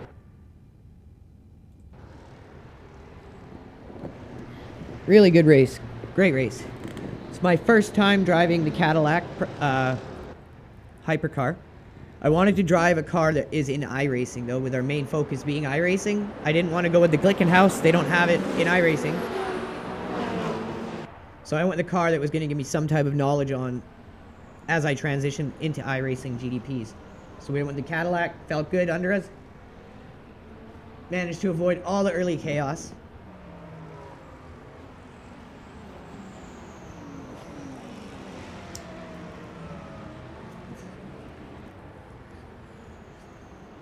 So again, we are racing this coming Saturday, next Saturday, iRacing Sebring 12-hour event. We're either registering 1 car or 2 cars for our team, and we're going to be doing the 12-hour Sebring. So the reason why I wanted to do this was A, practice track time, right? Always good. But it's also good to drive the faster class in a multi-class event, and you just get a better idea on the entire race as a whole and how it's going to play out, how it feels from both sides of the spectrum.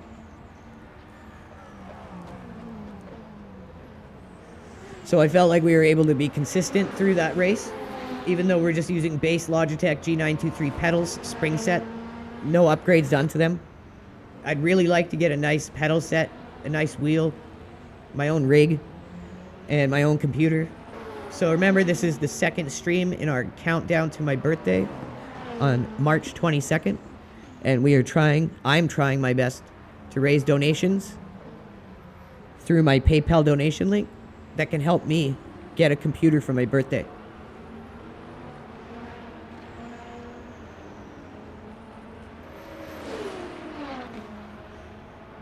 What I can say already about MindLab Pro, I didn't want to say anything until after the race. I wanted to be sure. So I took 2 MindLab Pro with my morning coffee. Didn't feel anything. Sat down, was like, whatever. It was about 15 minutes into the race. I'm like, whoa, I'm feeling this. 100% was feeling something. Clean energy. Definitely very clean. Focused energy. Was able to concentrate. And as the grid fell off, something I usually struggle with is if people are wrecking out, I lose complete focus in the race. I just stop being interested in it. That didn't happen this time. I was able to stay locked in through the entire race.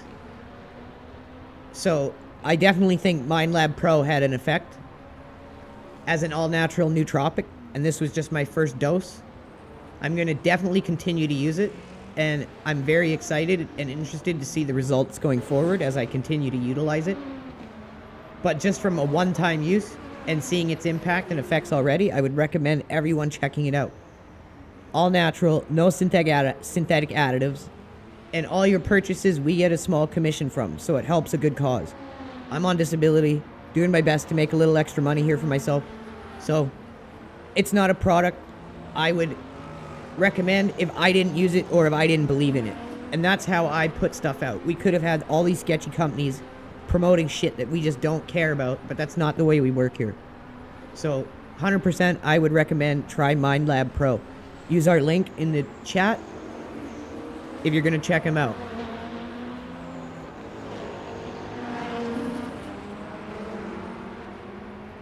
So something very interesting though, I did feel like the lack of grip is gone after 2 laps. After 2 laps you've got grip. Is a lot of grip. So that's where the replay ends because the session just ended, but you can always watch back the full replay. So by the 2nd lap, you've got grip, a lot of grip underneath of you to the point where you can start really pushing the car.